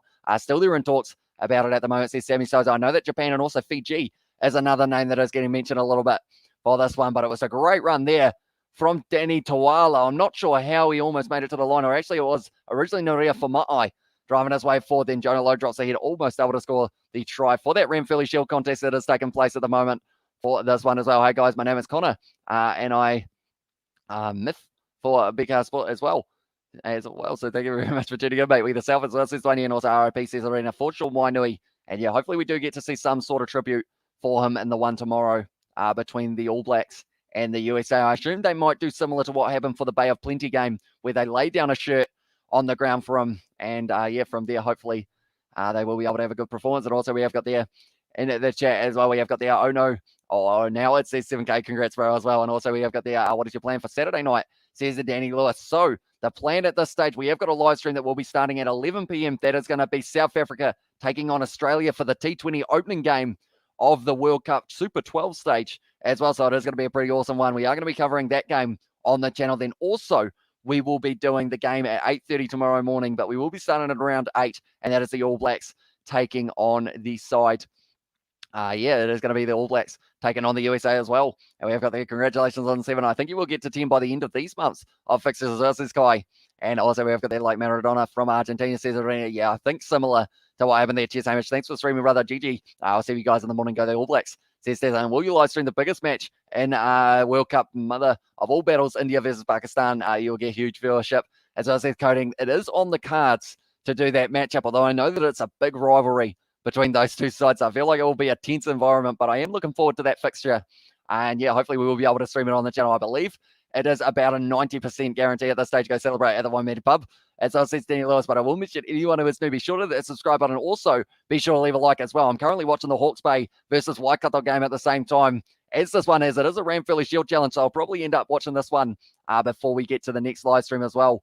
But yeah, thank you all very much for tuning in. We've also got the pinned comment is the link to the Rugby Down Under podcast, where we discuss all things international rugby, including this game will be on the cards. Not the Ramphilly Shield, although maybe I'll try and slip it in somewhere for that one as well. But we will also be talking all things international rugby. We have got there 5 in a row. Let's go start as well. Says a big car sport there, and we have got a few drinks there from Danny Lewis as well in the chat. And also, yeah, tell you what, the chat is still going very quick, so I appreciate every single one of you for being there. Who's winning this game as well, says Hemi. At this stage, Hawke's Bay sitting 12 points to 7 in their fixture, and wouldn't surprise me if the Wallabies winning streak ends in the north as well, says Sammy Souza. They have got some tough opponents. Good numbers again tonight, Amish, says David. Yeah, it has been pretty awesome. Contact Chris Wright as well, says Rian. We'll have to look into it a little bit there. And also we have got there, this is at how Japan go as well, says Isaac. They actually played very well throughout this matchup. They did decently overall. They were right in the match. It was almost, I believe the score was 27-23, and then a last-minute try there for the Wallabies did seal the deal. But they fought hard in this game. We knew that they would be able to put up a decent fight in the end. The Wallabies winning it by 9. Let's go the mighty Hawke's Bay as well. Bye. Have a great evening, Hamish and chat. And also we have got there, what is your favorite anime as well, says Danny. I haven't actually watched any anime overall. Although favorite cartoon, if I had to go down a cartoon route, I really enjoyed watching Scooby-Doo, which I know is completely different, but the only thing I can think of is because of the fact that it is also animated. But I assume that is not the anime that you're talking about as well. And also we have got there in the chat as well. I honestly think Australia is more scared of Scotland than they would be of England as well, says Mark Morris. Yeah, it's going to be an interesting contest, that one up against Scotland. That is only in a couple weeks' time on about the 8th of November, I believe it is. But yeah, it should be a very exciting contest as well. Japan would have won if they had their A team as well, says Cronies there in the chat. And they didn't have Michael Leach off the bench, which I was curious to find out what the reasoning was before. And we have got their Hamish Watch attack on Titan as well, says Isaac Williams there. And also we have got there, my name is Johnny Blaze as well in the chat from Johnny Blaze there. And also I'll suggest it to Chris if you are keen. As I said, 3 ounce, so perhaps we can try and get some sort of preview or something going for one of those ones coming up. And the future would be pretty awesome as well. At this stage, I believe we are going to be at the end of the slide stream. I do appreciate every single one of you for tuning in. We are going to be back for a little bit later on at 11 p.m. New Zealand time. That is going to be the match that is going to be taking place between, it will be T20 cricket, South Africa versus Australia as well. We have got there, do you have a mystery van, says Danny Lewis. Not at this stage, but I feel like any way that I answer that, if I say but, is going to look bad. I would only get a van like that if I did have the mystery kind of ink logo on the side from Scooby-Doo as well. We always got there. Big Level, stay safe, and he's a great coach as well. And also, can you play more Rugby Challenge 4? I am planning on doing Be a Pro live stream early next week, and we will actually be at the World Cup as well, which will be pretty awesome. Japan is getting better, you agree? Says Hemi, indeed. They are. They have only had 3 games since the World Cup, and each time they go out, they put on a better performance. This was a solid Japanese performance here. And for a lot of this match, they were right in it. They were able to keep fighting 2 tries during that yellow card. Didn't help them out too much. But at the end of the day, it was a very good one to watch. Indeed, but nonetheless, thank you all very much for tuning in. If you did enjoy, be sure to leave a like and subscribe to the channel. Once again, I want to say thank you all very much for 7,000 subscribers. It is absolutely insane. And we have got plenty more coming in the future as well. We have got there. Hooper now gets a selection of the finest women available in Japan for the night. Japanese Emperor brother as well. And also we have got there, I'm saying Dave Rennie is a great coach. As I said, Joanna, and make a rugby game, EA, please, says the Wayne, and hope you become an official commentator. I enjoyed your commentary, says Hemi. Thank you very much, mate. Hugely appreciated there as well. And we will certainly be back tomorrow morning. And we will have to wait and see how it does go in the kind of early hours of the morning here in New Zealand, USA. Taking on, it will be the All Blacks. That's going to be the try to Waikato. And Liam Coombs Fabling would have scored himself the try as well. Congrats. Keep it lads on 7K subs. Your channel is epic as well. Says Johan. Thank you very much, man. And congrats on 7K with the Kieran emojis from Isaac. Thank you very much, mate. I'll probably end up talking to you in a very short moment, Isaac. Possibly after the live stream. But nonetheless, thank you all very much for tuning in. And I will see